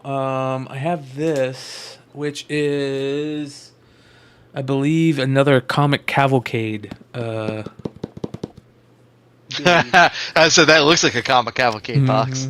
Mm-hmm. And yeah. Other than that, I think that's it for now. There's more coming, and more that we'll talk about soon. But that being said, we are at just over 3 hours. Happy New Year, you guys. Thanks for coming on and hanging out with me. Happy New Year to everybody out there that's watching. Cheers. Yeah, for sure. Yeah. Yeah. Shout out to all the homies. Shout out to Yee. Shout out to Hood. Shout out to Richie. Shout out to all the guys. Leg, Vinny, all the homies. Appreciate you guys. Can I give a shout to Clutch? Clutch, fuck yeah. Clutch made it. He hooked me up on a book that I really wanted this afternoon. Big shout to Clutch. Like, really hooked me up. One of the best, dude. One of the best. Yeah. Great dude. Yeah. So, Luis Mendoza says, any Discord tonight? We are going to go hang out in the Discord. I'm going to go smoke a blunt and, go hang out in the Discord. So, I don't know how long I'll be in there, but we'll be rocking. So, if you guys want to come hang out with us immediately following the show, we'll be in the Discord just shooting the shit. And if you guys don't know how to get into the Discord, download Discord for your phone as an app or as a program on they're both free on your PC. And then once you download it, click the link, the invite link in the description, and it'll take you to our server. And then when you get to that server, you just... Is that the guy from fucking here we are. God, was it Road Trip? What is it? What was it? Road Trip, the skinny guy, looks like me with a bigger nose. That guy. I don't know what it says. When he think he bagged a baddie, but his name? I know who you're talking about. Oh yeah. Broke his dick. Yeah. Jesus. Exactly. But yeah, that's the Discord, you guys, and it's called Live Show Lounge. It's a voice chat, so you have to set up your if you just plug in your headphones into your phone, you should be fine in there. So it's very easy to set up. Don't be afraid of it. It's a lot of fun. We'll see you guys in there immediately following this. So hey, Brian, you see what Justin just gave us? Wow. Shout out to Justin for the $20 super chat. He says, thank you, Brian, for all your work on these shows. Much love, brother. Appreciate you more than you know. Much love to everybody. Shout out to everybody that supports this channel and supports this community and all the other great channels. We're going to be doing, let me just lay down 2014. Here's my plan for 2014. Here's my plan for 2024. Yeah. Going back in time. Here's my plan. I'm buying all the hot books. Yeah. My plan for 2024 is to collaborate and talk more about collecting and less about, and this is going to hurt some people, and less about speculation. I'm not going to die on this. I'm not going to quit talking about speculation, but it's kind of hard to talk about speculation when it's hard to speculate. Yeah. I thought you were about to say less drama report. But... No. There's always going to be drama. I thought he was going to say too. I was like, don't tell Hood there's not going to be the drama. No, listen. I had a lot of people reach out to me and say I shouldn't do the drama report, and yada yada yada. And you know what, man? Exactly. That's all I have to say. Much love, you guys. Peace out.